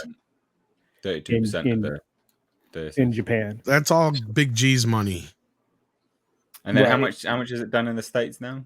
Right now, we're looking at the earnings in the States, according to the numbers, is $34.4 million. The international box office, which again isn't showing us the Japan numbers, is at $23 million. So it's $57.4 million. I would argue this film is probably sitting at closer to 70 or 80. Yeah, I think we're sitting in that 80. But there's a bunch of places this film still, hasn't had reporting. You haven't heard from Brazil yet. That's usually a decent chunk of change. China has reported. The UK then or not? Say again. Is the UK in there? I don't have UK numbers right now. Oh wait, I do. Just released in the UK. So okay, yeah. So the new UK number, from the opening weekend was $1,038,000. I'm surprised. Actually, I'm not surprised. There's very limited showings. It's only you have so far only had 469 theatrical engagements, so it's not a lot of exposure. Yeah. So I'm not sure if this is accurate, but I'm looking at a Japan gross for the movie at a little over 28 million. Yeah, it's actually over that now, but you're right. I can believe more than that, but that sounds. Yeah, you're right. Good sleuthing there, Nick. Yep. Steam rolling. Bet you're jealous, Andre. Oh yeah, I am. I mean, rub salt. Oh, I'm sorry, bro. Yeah. No. We want to encourage him, so he flies over here, so we can have a bro evening, watch Godzilla -1, have some beers, and have some food. So I look forward to it. But don't apologize. Make him jealous. Not going to be on this side of New Year, but in January. Yeah, January. I don't even know if it's going to be out here in January. Still, to be fair, that's the issue. But I'm not going to be able to physically get anywhere this side of New Year. But yeah, I do look forward to Broy and having a wild night out in Soho afterwards. Awesome. Also, apparently, I did pronounce it right, so that's cool. And just became a member, Macadama. Awesome. So salute you. Hail. Thank you so much. I'm saluting Good behind sir. you. Do appreciate that. And real quick, Kerry Kaverga. I don't know what this is. What's MX? It's $100 Mexican. I thought they did pesos. No, that was before. It's Mexican dollars. Yep. They do dollars now. When did they do that? Oh, that's a while. Was it? A while ago, yeah. Oh. Well, anyway, sorry about that. Thank you so much for the $100 Mexican. Good evening, gentlemen. I went to Japan. You went to Japan and saw Godzilla -1 there. Did you know that Toho owned a very big cinema branch? We did know. So actually, Toho owns 32% of the theatrical market share in Japan, which is why they take more money in Japan than they do the rest of the world, because they literally are selling it in their own theaters. I bet that was an experience, though. I bet you enjoyed that. That's what an incredible experience that would be in Japan, looking at watching the biggest Japanese live action grossing movie in the States in Japan. That's cool. I bet that was an experience. Oh, thank you so much. Sorry, that was Olaf highlighting that. In the back, I was like, who highlighted that? That would have been Olaf, moderator. Fantastic moderator. Thank you so much. Right, anyway, sorry, throwing me off a little bit there, especially with the cyberspunk business. That cracked me the hell up. I'm sorry I distracted you with my... Mate, I just can't believe you denied it. That's the thing that got me. I don't remember you denied it. I will never trust you, Culture. You lied right to our faces. I didn't think I said it. No, the issue isn't that he let's say rewrote the truth. It's more a matter of he thought he couldn't get away that he would get away with it. Mate, I caught it instantly. I was like, that's common. I would have got away with it too if it weren't for you meddling kids. Exactly. That's the attitude. Right, let's shuffle on to our next topic. Ooh.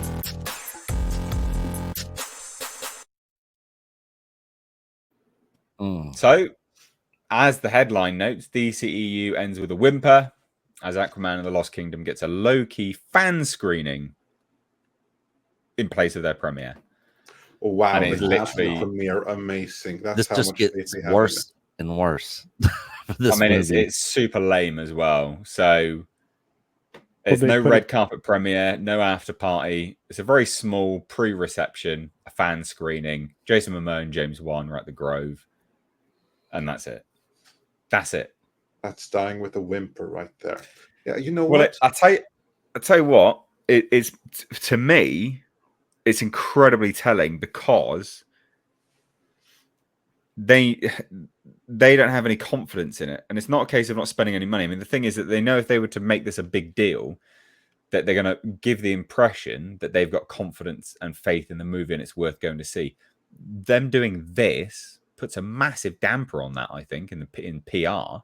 Mm-hmm. Like, there's nothing there. Anyway, that's my sort of 2 cents on it. Just they will make this a bigger bomb than it was going to be, I think. You know what? But, sorry, I respect that, because you know what? Like, they're not trying to make something an event out of something they know there is no hope. There's no hope for it. They're mitigating costs at this point. Yeah. Yeah, exactly. They're like, you know what? We are contractually obligated to put it in so and so many theaters. We're going to do that, but we're not going to do anything to try to push this, because then it's just going to look all the more embarrassing when it bombs even worse than the Marvels. And you all know what? You go keep your Godzilla 1, because I'm seeing this movie tomorrow. So yeah, there. Why be excited for this though? I get it, but I am not remotely jealous for it. I'm not excited for it. Tell us how bad it is. Go and watch it.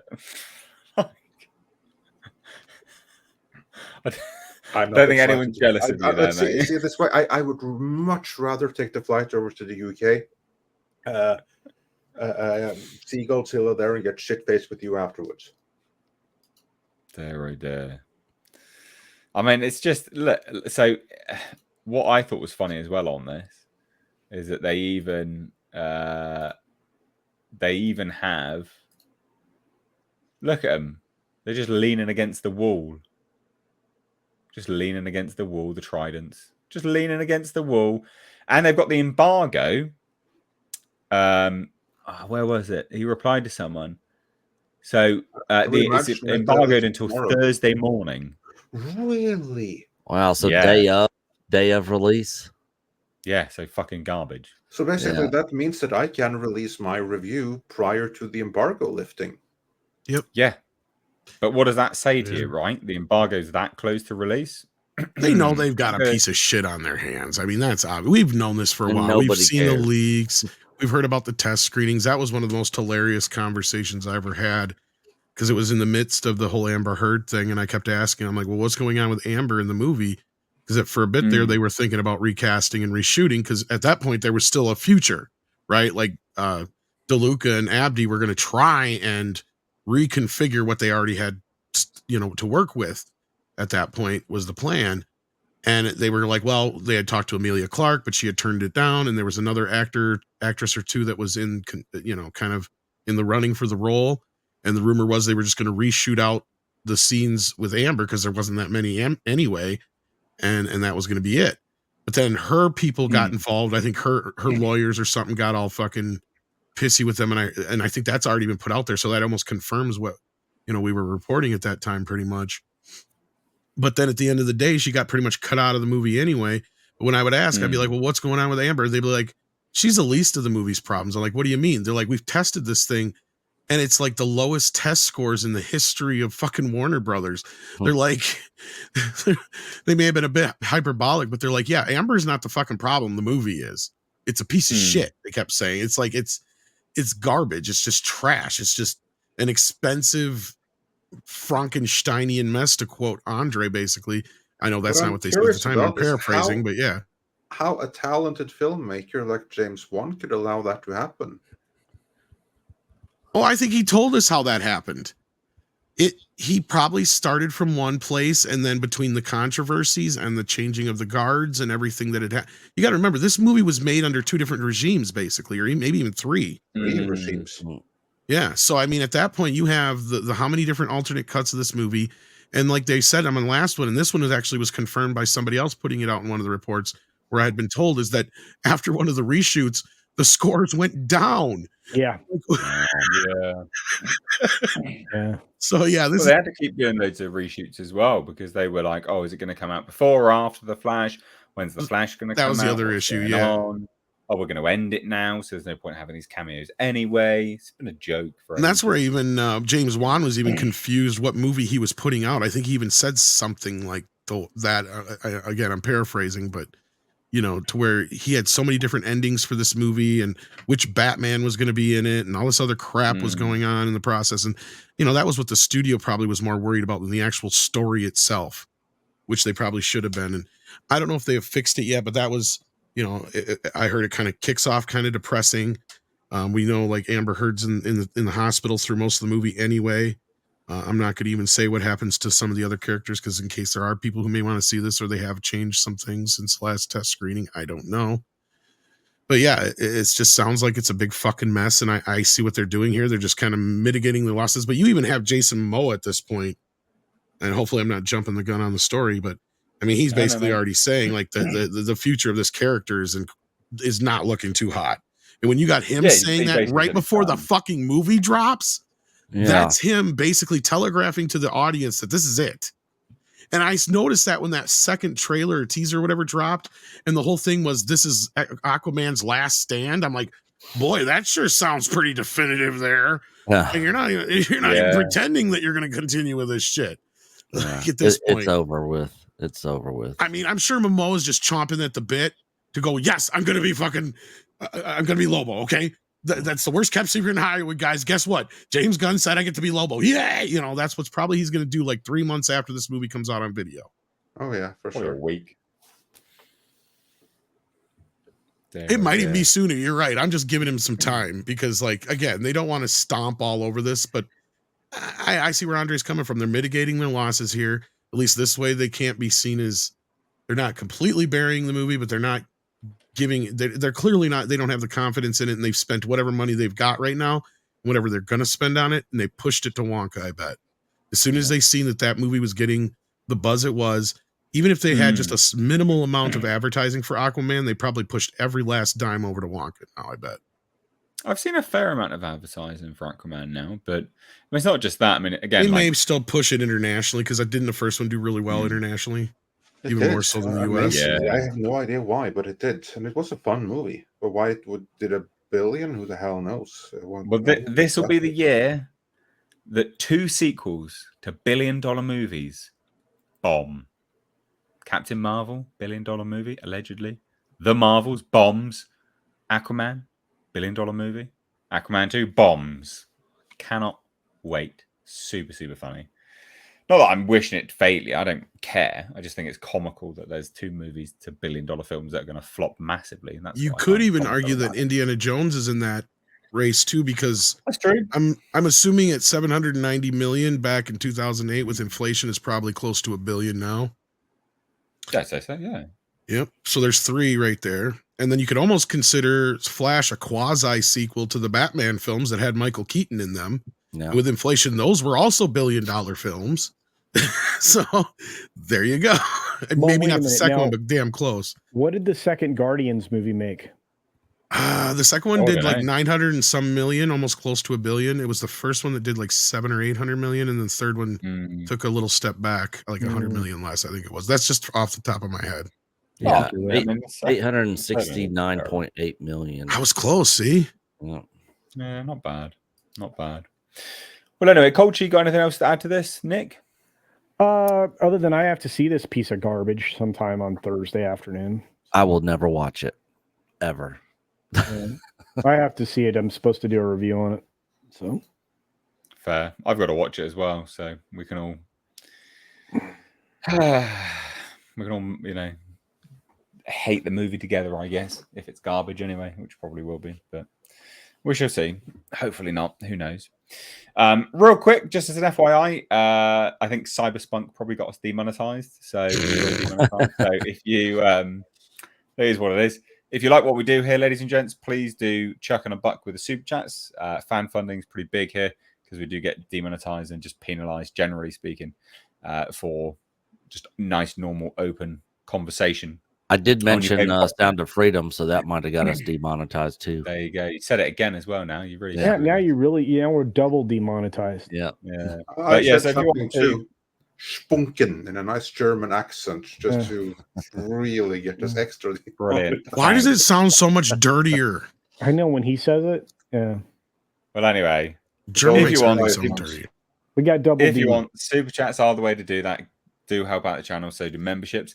But I will say, if you've enjoyed, we're not stopping, by the way. This is just my mid spiel. If you've enjoyed the input from anyone on the podcast thus far, you can find links to their channels down below in their description box. We've got Tom from Midnight's Edge After Dark. That is linked down below, as well as Midnight's Edge. So please do hit subscribe there. Culture Casino from Culture Casino. Andre from Midnight's Edge. And Nick from Echo Base Network. But we are now, ladies and gents, going to shuffle on.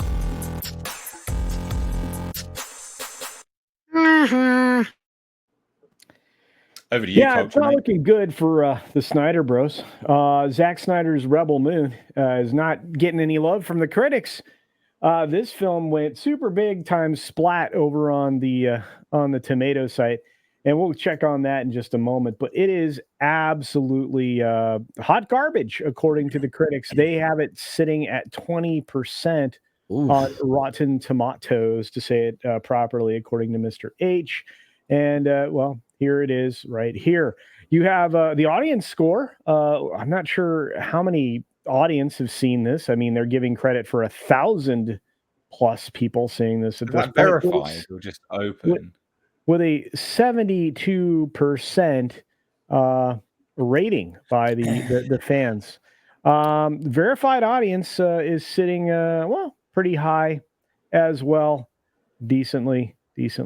I like that one by ERIQ, visually stunning, but narrative snooze fest. Yeah, I don't think that's high praise at all. But I do know this. If you look at the numbers purely, if it actually works, which it's not great. If you just look at the numbers purely, this is not doing very well. That black screen, love that. Yeah, there we go. And it's I know it's disappointing for the Snyder fans. The critics' consensus say that Zack Snyder hasn't lost his visual flair, but eye candy isn't enough to offset a storyline made up of various sci-fi fantasy tropes. Can you go to other? Because I want to analyze this, right? Can you go to other Zack Snyder movies on here? Which one? Because, where? What any other Zack Snyder movies outside of the DCU that were older? Because when did this phenomenon of Zack Snyder being a great filmmaker start to happen? Because Sucker Punch, for instance, look up Sucker Punch. Oh, okay. It all has to do with the Snyder stuff, or the DC stuff. I mean, that is where his cult sprung up. Okay, because before that, he was just a little. I wouldn't even consider him an auteur director yet. 47. Go look at another one of his movies. His only real claim to fame was 300. People forget that. And it did Dawn of the Dead, didn't he, as well? Dawn of the Dead did okay, but again, it wasn't a movie that like broke the box office, and basically Dawn of the Dead got 300 made and Watchmen made. That's kind of the way it goes. And then from there, he got Superman or Man of Steel. So look up the Dawn of the Dead, see what that one did. Because again, it's really, 300 put him on the map for me, but everything else. That's what I'm saying. Yes. Senseless at that point. It's 2004 one. Yeah. And the funny part about Dawn of the Dead is it was written. James Gunn is one of the co-writers. But it's just really strange, though, right?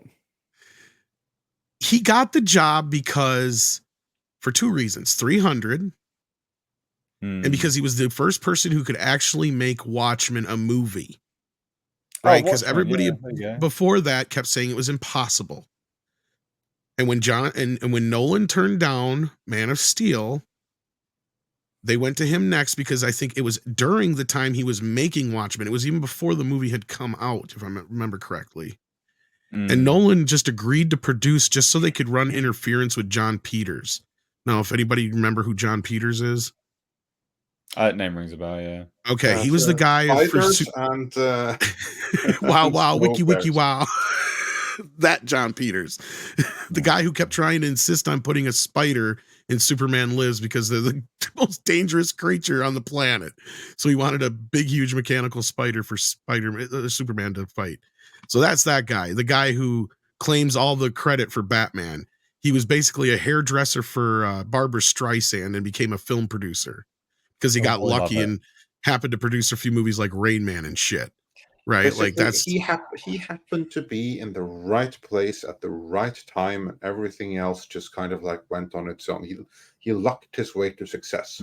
Yes, he started as a producer for Barb's movies, basically. Yes. Let's not get too off topic, I guess. More yes, so that's where he began. So they gave him Man of Steel. That faltered. They didn't want to drop him right out because he was originally the guy who was supposed to oversee this whole DC universe for them. Took a little bit of his control away. They insisted that Batman be put in the sequel. He's revised history and said, oh no, Batman was always part of the plan. Bullshit. Then when BVS failed due to both of their asinine problems, I'm not saying Zack is all to blame. Warner Brothers is just as equal to blame. I'm part of this too. They still went trucking full steam ahead with Justice League, but panicked in the production. And yeah, so then at that point, you had this cult that started forming around this idea that Zack himself kept putting out there that his vision was never seen, which is partially true. But at the end of the day, what Warner Brothers and everybody has learned is that little cult is not a big enough cult to get enough people's butts in the theaters to see these movies. I made a joke yesterday and it still rings true. Justice League is the first movie in history to lose money twice. That's true. Because they spent $90 million on his version, and I have yet to see anywhere on paper where this movie made any money because, in fact, it sold less than half as many Blu-rays and DVDs as the original Justice League did. So it couldn't even outpace that in sales. The only thing it has for a claim of fame is when it came out, it was the #1 thing on HBO Max. But guess what? Nothing else had come out on HBO Max before that. Yeah, they launched HBO Max with that. That's the problem we have here. Yeah, sorry. So anyway, I know that's a long spiel, but yeah. Yeah, no. The thing with Snyder, right? Like he's a bit. I don't want to compare him to Ridley Scott, right? Because they're not the same. But both directors, their movies always look good. Right, and I guess there's an argument to be had for Zack Snyder's movies can look terrible because they can look too dark and stuff like this. But he's a fairly decent cinematographer at points. Ridley Scott, phenomenal cinematographer. They're actually very comparable, to be honest with you. They are, absolutely. If you kind of figure 300 is his Alien, yeah.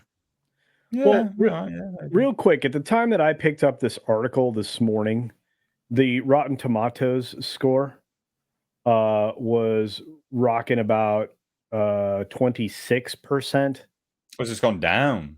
Yeah. And now it's sitting at 20% for the critics. Well, and I'm not trusting the audience score at all on this one. I'm sorry. Well, no. I think you can trust the audience score because I think this will be a case of Morbius. Right?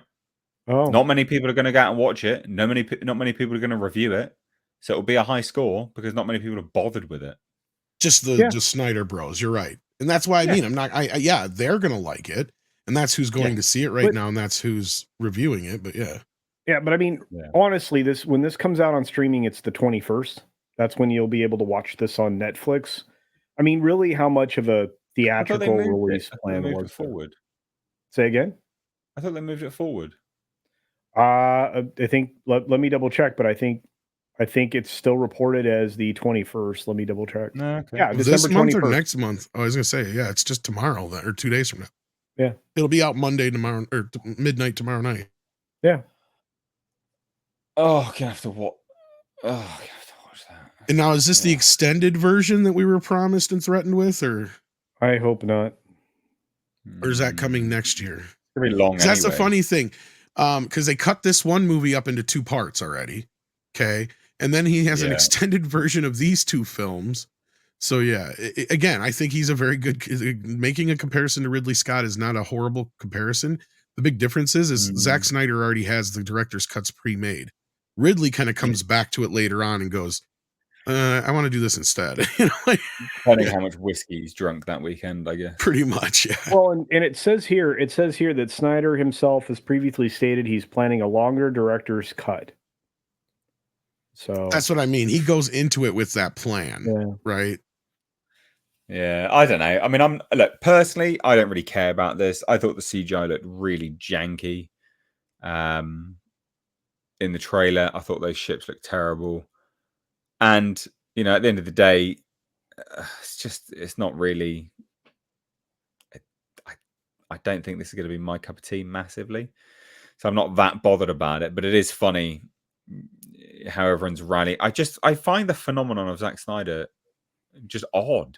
It's baffling. I'm with you. I don't. Yeah. I mean, look, I'm not going to shit on anybody who likes a cause. Yeah, you've got to have a cause. So kudos to them having a cause, right? Like, good for you. But the problem I have is looking in. It's just what? Well, yeah, I was just going to say my problem with them is you have this group of people amongst the cult. It's not all of the fans. It's just a select group of people amongst this cult that treat him like he is the greatest gift from God. And that is a problem. Right? That is the problem with this. And he believes he is this great gift from God. And he feeds into this shit. He's already been busted for paying for some of these bot farms and shit and paying for publicity departments. Yes. Oh, I don't know that. Or at least people he knows that are affiliated with his production company. And this is why Warner Brothers really got pissy about the whole thing, because they basically realized they got lied to in so many words, because they thought there's this great big fucking movement of people when it turned out to be a bot farm, basically. But anyway, that being said, at the end of the day, he could just go do his thing. That's fine. But they just need to stop getting this idea that he's some great ass director that everybody is not, appreciating his fucking genius or something like that. Like, I don't get it. I don't know why they think he's been done so dirty. He's gotten all kinds of chances in the world. He's gotten more chances than most directors get. Yeah, that's and true. They significantly overlooked the fact that when Justice League came into being, that the reason they brought on Joss Whedon way early in the process. So that's the thing that they keep ignoring, is like there was already problems afoot. So he is not innocent. He is not the great end all be all they think he is. Yeah. You can enjoy his films. You can enjoy what he does. That's fine. But stop attacking people who don't agree with you. Because that's the kind of shit I wake up to this morning. Can't say that, Tom. Come on now. People are not that reasonable in life. Come on. The 1,000 people Snyder hose. The 1,000 people that left reviews that have seen it are probably all Snyderverse fans. Oh no, of course they are. Absolutely they are. Oh dear, dear. Shall we? I don't want to linger too long on this. Andre, you got anything to say on this, bud? Oh, really? I want to see the movie. I'm mildly excited for it. Very, very mildly. Wow. Not as excited as for Godzilla -1. He's a closet Snyder fan. I did enjoy the Snyder cut. I really, really did. All right. Yeah. I was looking forward to this movie, but after everything I'm hearing, I'm not as excited anymore. But unlike Aquaman, I probably am going to still watch this one. It's just, you can watch it from your home, can't you? Yep. That's probably why. Yep. Culture? I have to see this. I'm going to see it. I'm not excited about it. It is what it is. You and I can talk about it. Maybe we can force and shame Tom into seeing it. You can try. I'm going to watch it. Yeah, I just want to have a fair approach to it, rather than based on so do I. Stuff that I've seen. So do I. So, yeah. I mean, some of the framing's good. Like, nice. Some of the cinematography I've seen so far is brilliant, but creating visual things is something Snyder can do, especially when he uses slow motion.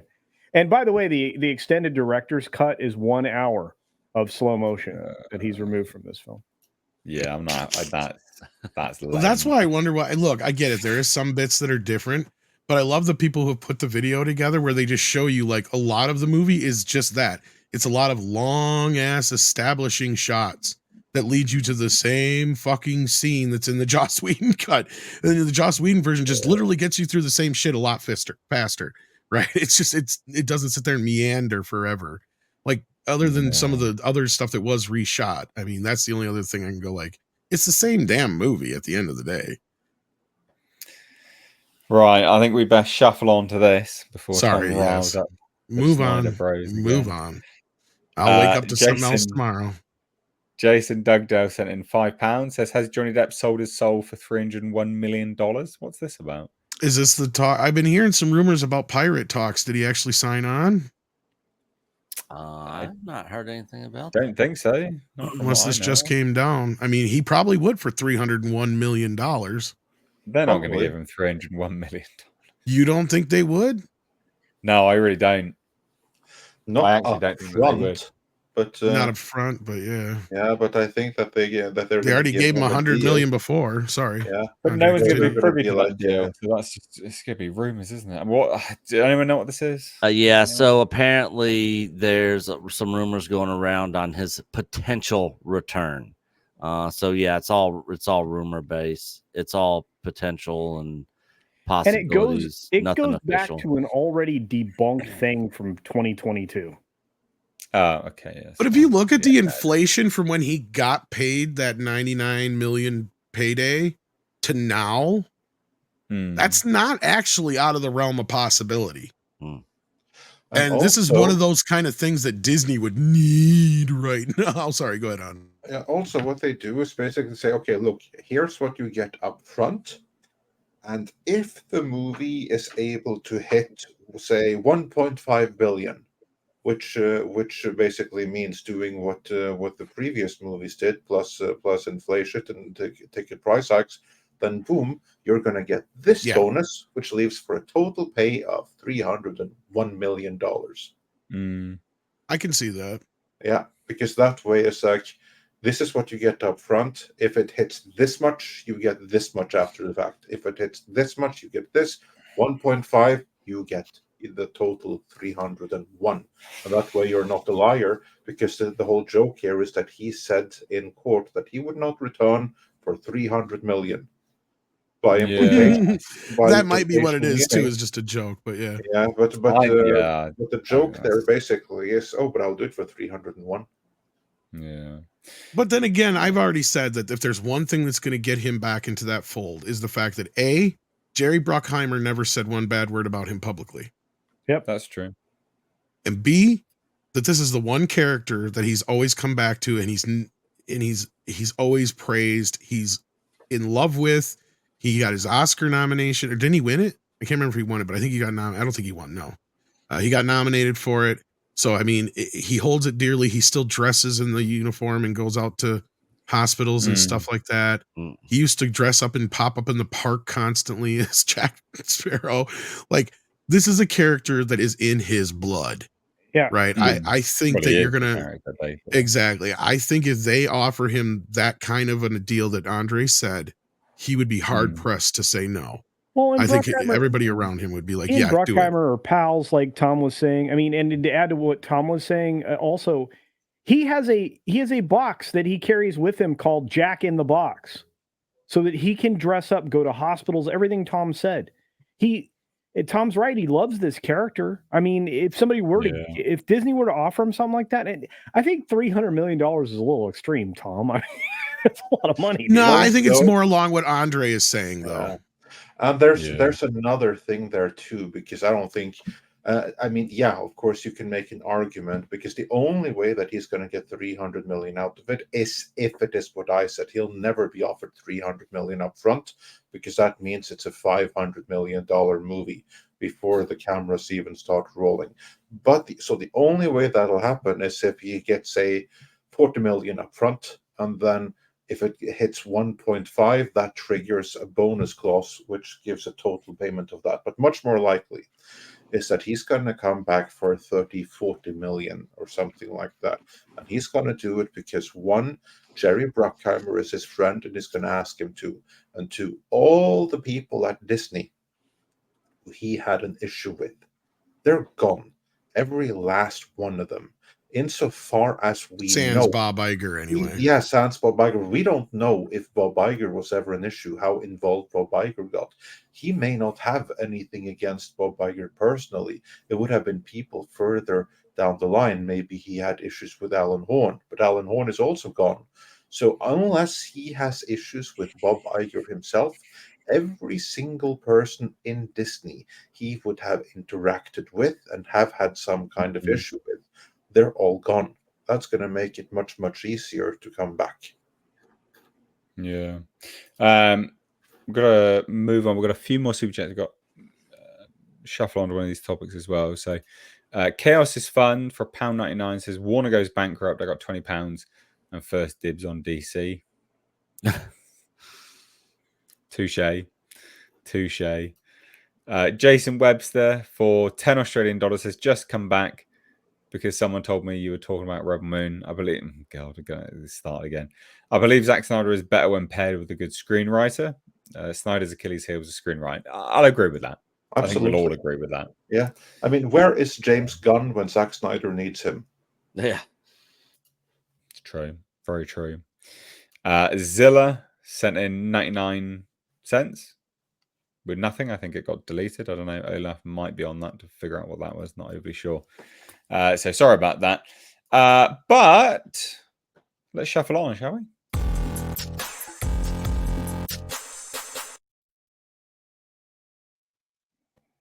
Allegedly, Dune Messiah has been greenlit, and Timothée Chalamet is allegedly already sharing some spoilers. Straight off the bat, straight away, first and foremost, Andre, what do you think about Dune Messiah? You mean the book, the story? The potential of it being adapted.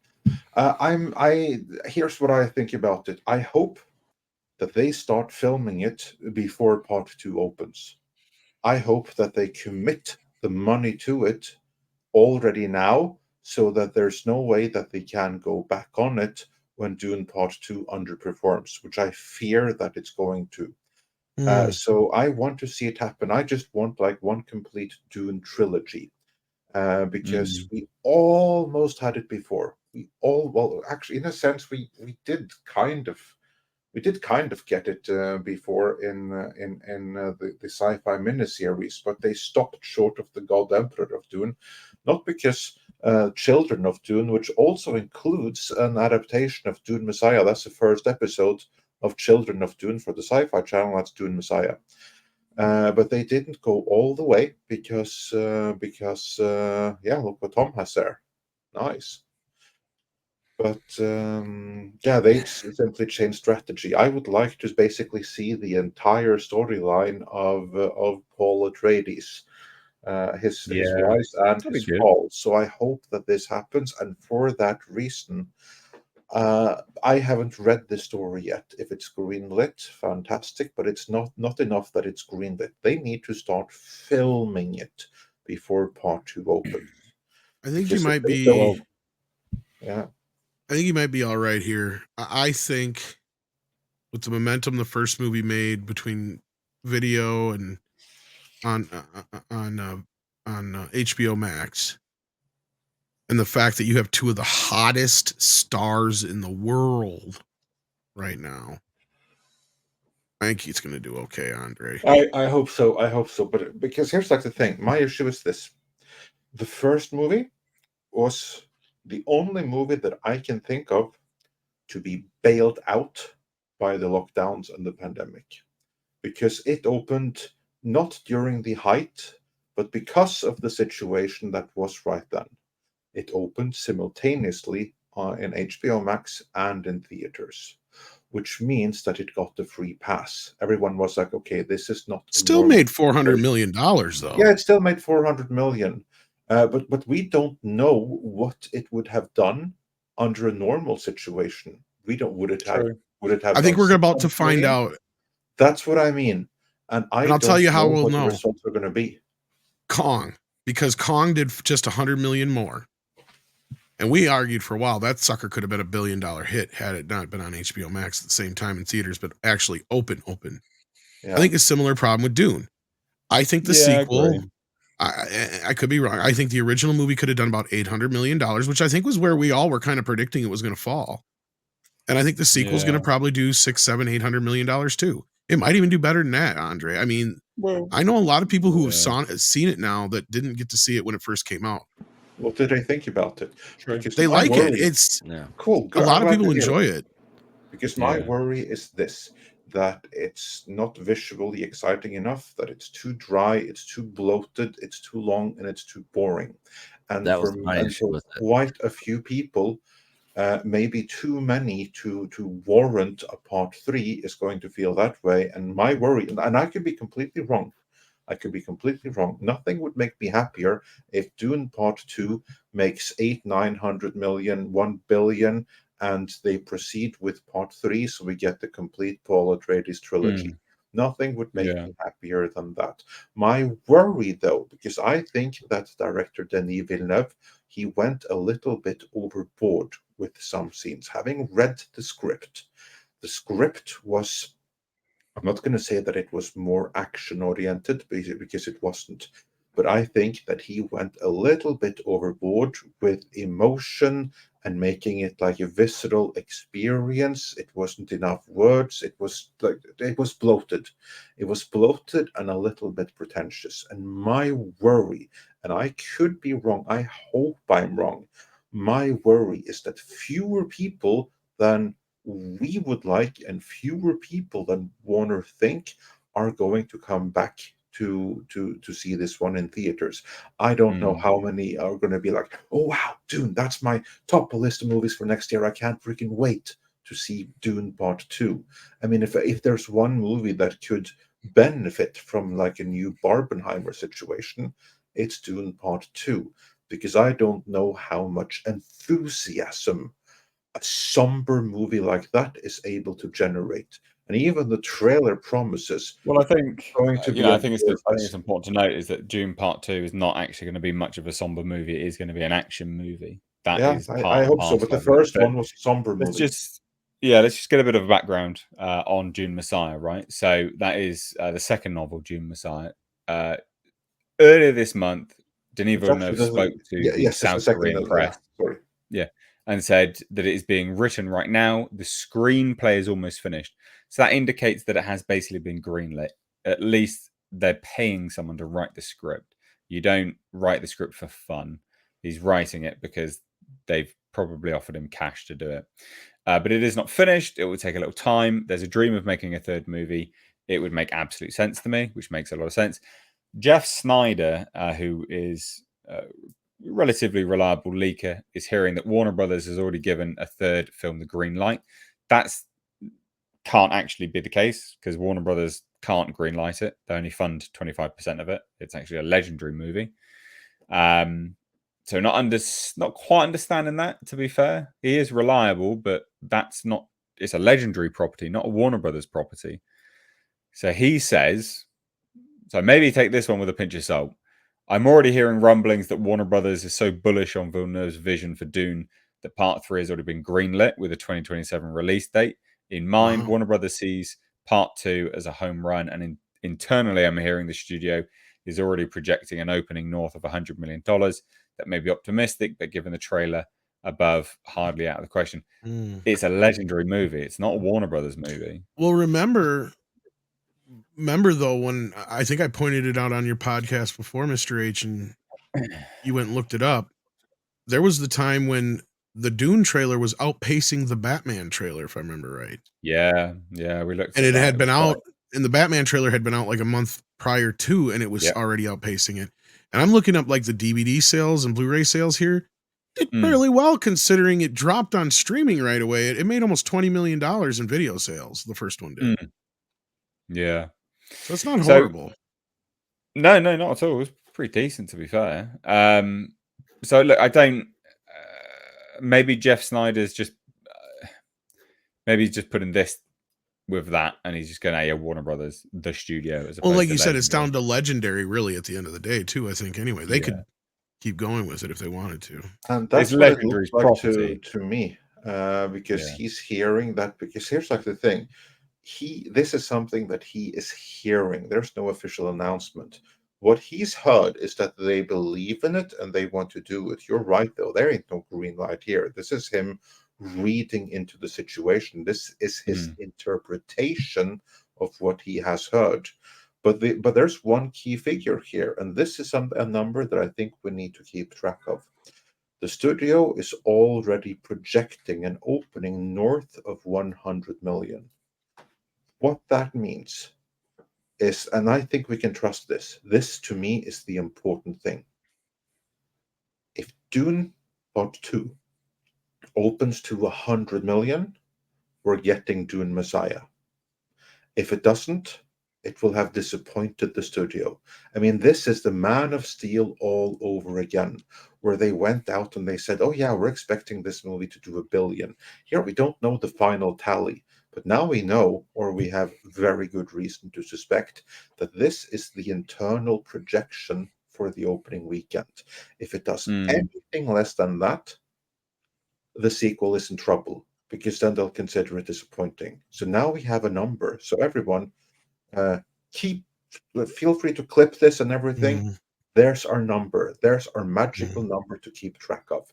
Does Dune 2 open to 100 million? Yes or no? Yeah. It's going to be the key number to how fast Dune Part 3 is greenlit. Because, yeah, I agree. That's why I said, I hope that they're going to start filming it right now, because I don't believe it really has a green light.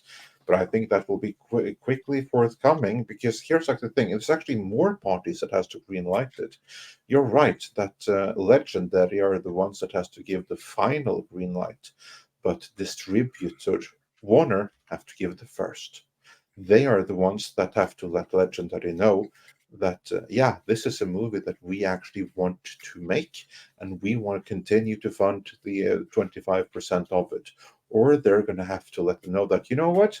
We're not interested. So you take this and go to Universal or something, but we're out for this. Yeah. I mean, that's the only part that has me kind of worried too, is I'm not so sure that they're going to think it's dead in the water if it makes under 100 million. I mean, even Oppenheimer opened with 80 million.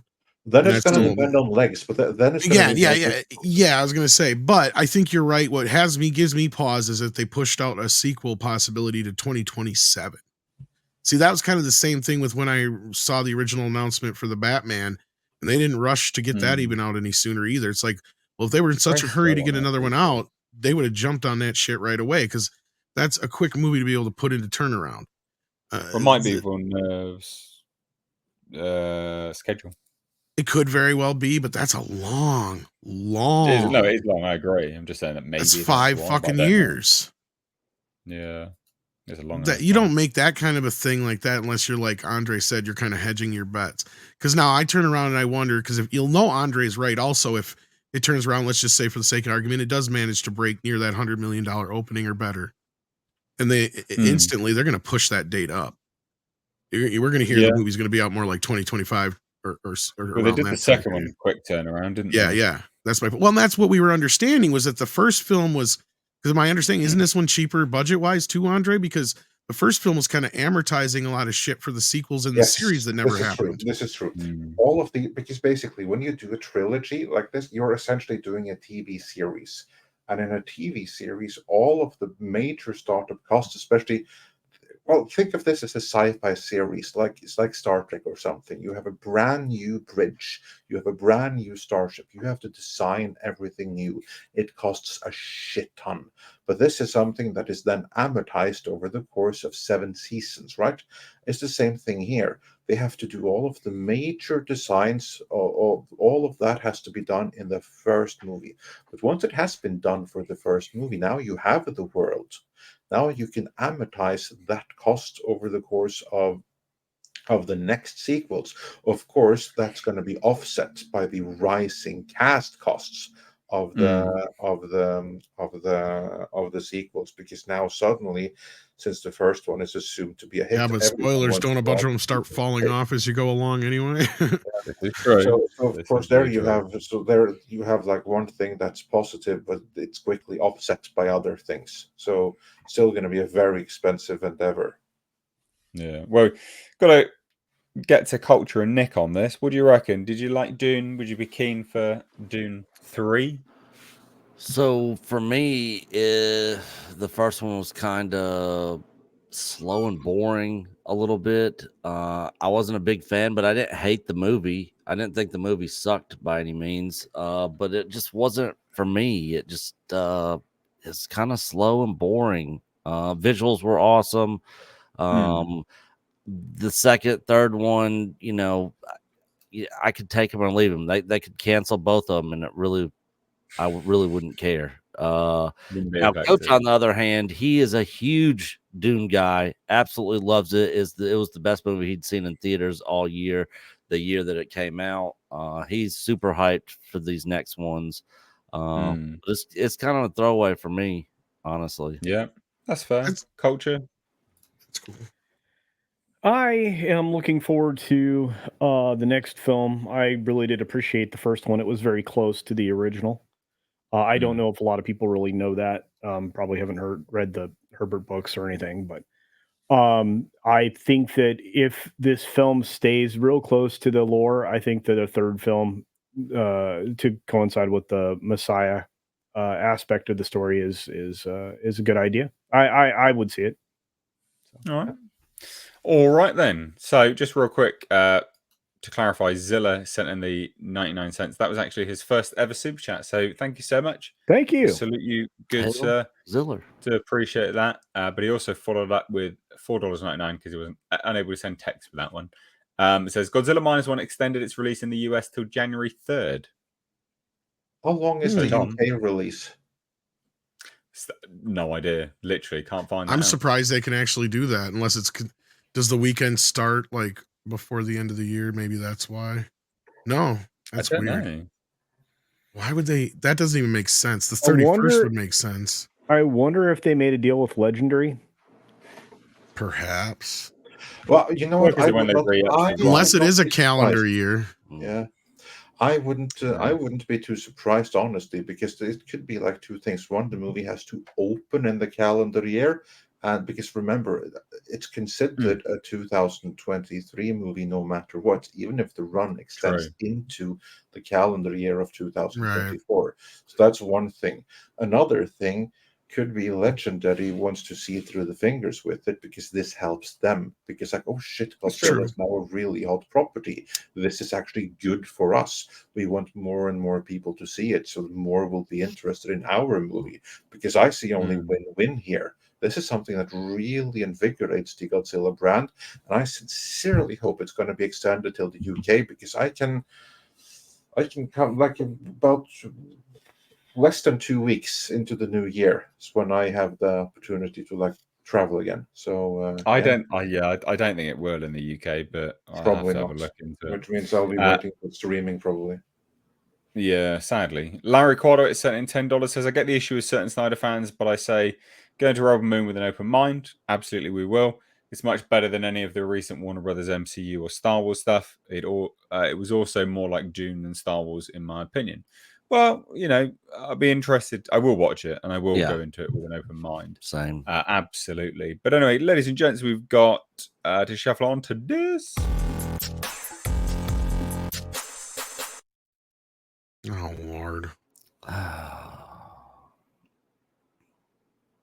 It's just another day that ends in Y. Kevin Feige. Have you not learned their lesson yet? I mean, how? Well, apparently not. Apparently not at all. Here you go. Kevin Feige's X-Men is going to be female focused in the MCU. Ugh. Just fucking why? I will give them this. The female X-Men characters are really cool.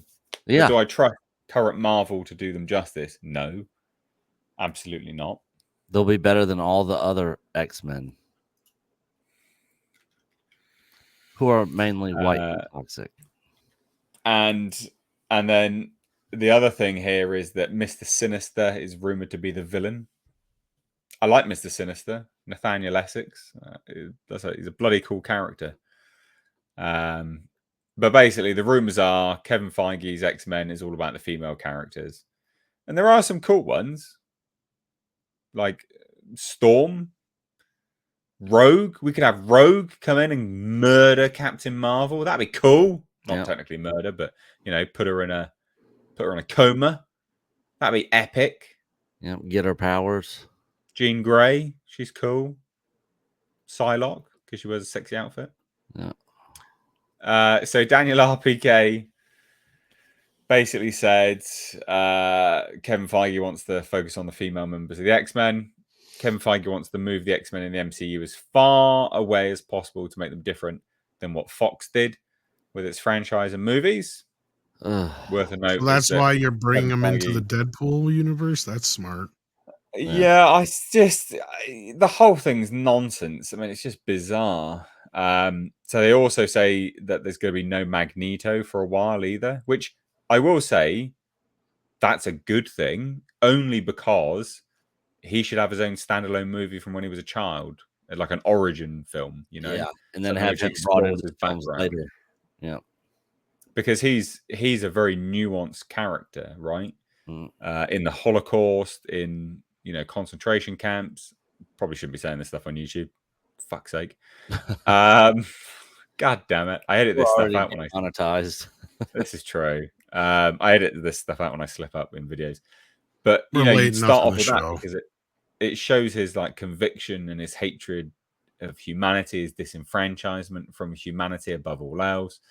Yeah, that's good. But this focusing on bloody women, I mean, is the MCU not full of women enough? Like, what's going on here? Not enough, evidently. I mean, in the attempt to make the Marvel and the MCU an all-female brand, I guess that they need to go even more. There's still too many men there. Yeah. Too many men. Gynocentric MCU, eh? That's what it's going to be now.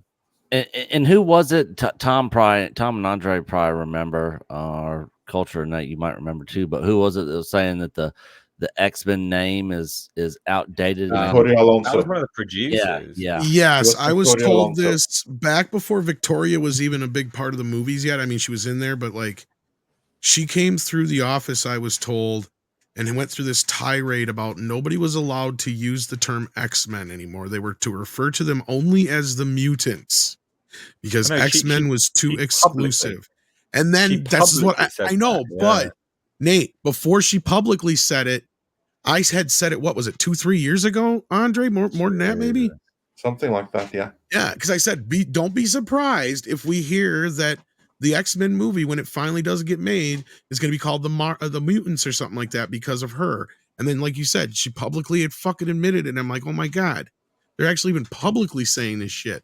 Like, this was supposedly something that was just around the office because she was so sensitive about it. Yeah, we're learning more and more about Victoria Alonso all the time. Well, and then let's just add the last little cherry on top of the sundae here. Feige said specifically publicly that he was going to force a 50-50 diversity ratio of men to women in the MCU. Yep. Where did he say this?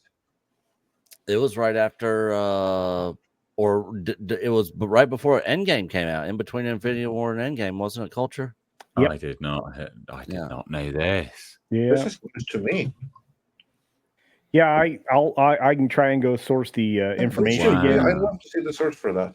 Yep, but no, I mean this has been widely reported, and I think Pro recently talked about it as well. So I think we're well above 50-50 now, aren't we? Oh no, I agree, but that was a Feige mandate. Yeah, because he said going into in that same sourced article that you're talking about, Culture, he was talking about moving into the next phase of the MCU and focusing more on female characters moving forward after Endgame. And what have we been? Right there. Thing is, right? Female characters are not inherently bad. It's Marvel's execution of those female characters is what makes them loathsome. Like, if you said to me 25 years ago, Marvel's coming out with an X-Men movie, I'd be like, epic. It's focusing on women. Epic. Right? But that'd be 25 years ago, or however long it was since they started. How they've degraded themselves now into this utter nonsense, it's not trustworthy. How they handle these characters is not trustworthy. and modern day interpretations of what a woman should be, it's not trustworthy for them to certainly, I'm not going to trust that they're going to make this a good film. It's just going to be nonsense. And again, the X-Men female characters are good. They're really cool characters, but it's not because they're women. It's because they're cool characters that just happen to be women. No. They were well designed, good characters with good backstories. They have, interest in. They're just cool characters. But being a woman is just a facet of them. It's not their entire being. But under Marvel, it will be their entire goddamn being. It'll be them. It'll be about them being bloody women. Yeah. It'll be like, oh, Dark Phoenix is coming. It'll be like a quip for a period or something like that, I'm sure. It's just nonsense. And how they're the greatest ever, the most powerful. Such garbage. Such garbage. Culture, do we hear from you on this? Culture's dead. I think Matt wrote a great article. All right, there you go. Cool. So day one, Andre, this is what they bought 20th Century Fox for. The gynocentric X-Men. Well, amazing. Clear, what a waste of money. There are many people who believe that, but that's not actually why they bought Fox. That was a bonus that came with it. But yeah, total waste. I remember back in the day when we all wanted the X-Men and Fantastic Four to revert. Little did we know that as badly as Simon Kinberg botched them, they were actually better off with Fox. God, yeah. And ScreenGeek.net, obviously chasing off of Matt's article here, wrote a piece saying, "Well, the men aren't going to completely disappear."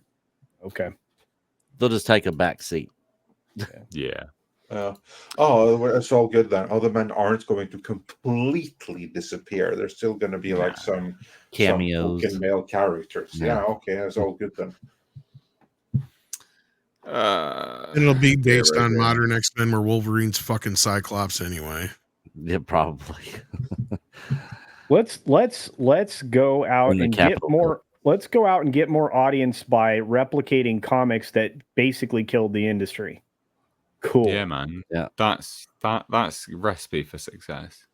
Yeah. Oh well, never mind. What was it? Just like not even 2 weeks ago, the rumor was going around, like I'd also predicted before too, that X-23 was going to be the Wolverine going forward after Hugh Jackman anyway. Yeah. When Hugh Jackman is no longer amongst the X-Men, we're done. Oh dear. Right. Jason Dugdale sent him £5. Says, is anybody looking forward to the new Beverly Hills Cops movie? No. Tom is. Come on, Tom. All right, never mind. I don't want to get too excited for it, just because of what I heard from the test screening. There you go. Oh dear. Right. Culture. Where can people find you, dude? Real quick. You can find me on my Culture Casino channels right here. I'm that everywhere, including Twitter and Minds and Odyssey and Getter and all that. And you can check out my channel if you've not already subscribed. I'm only 10 away from 15K. There you go. Tom, where can everyone find you, chap? Literally in about 20-25 minutes, I'll be over on Midnight's Edge After Dark. And don't forget to check out Mead Radio and Midnight's Edge. There you go. Nick? Echo Base Network on YouTube, and then we're also on Twitter at Echo_network, I think.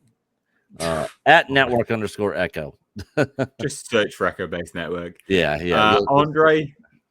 Yeah, you can find me over on Midnight's Edge, dropping much more videos right now. Dropped one earlier today about how Marvel actually dropped Kang 6 months ago. We're only learning about it now. And in light of recent revelations, I think I'll be doing one on the X-Men fairly soon here. So, check out Midnight's Edge. And also check out Midnight's Edge in the morning, our live stream tomorrow. There you go. Real quick, we actually had super chat from Israel R for $5. Nice to see you, dude. I know you came in late. You seemed a bit dismayed that you missed the stream, but nice to see you nonetheless. And he says, hello, HCast. Disney is developing a reboot of The X-Files produced by Ryan Coogler, and it'll be more diverse. Another disaster. Thoughts?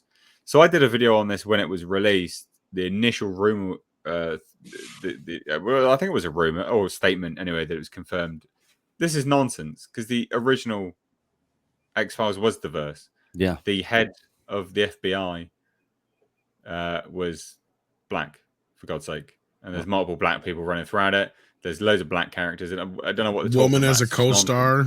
Yeah, Mulder and Scully. Yeah. So it was like, and she was a strong female as well. Yeah. Like she was a badass, intelligent, a badass. I mean, it's just fucking pandering and a rewriting of media history. Didn't they just do a new season or two, like not too long ago? Yeah, but they're new characters. They'll be black main characters, basically, is what they're saying. So it's dog shit. It's Real Armor, dude. It's just stupid. Like they don't need to come out and say it will be more diverse and it needs to be diverse. Just come out and be like, yeah, we're redoing it. So it's the Just drop BLM the diverse files thing as a selling point. It's not a selling point for anyone.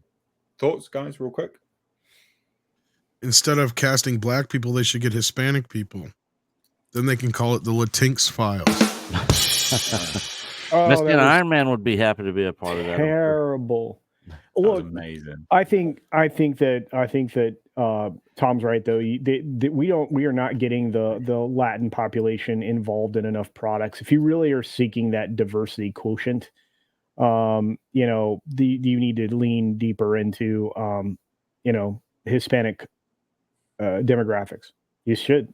I mean, it's they over-index on every type of media product, including film. So not doing that is a fool's errand. There you go.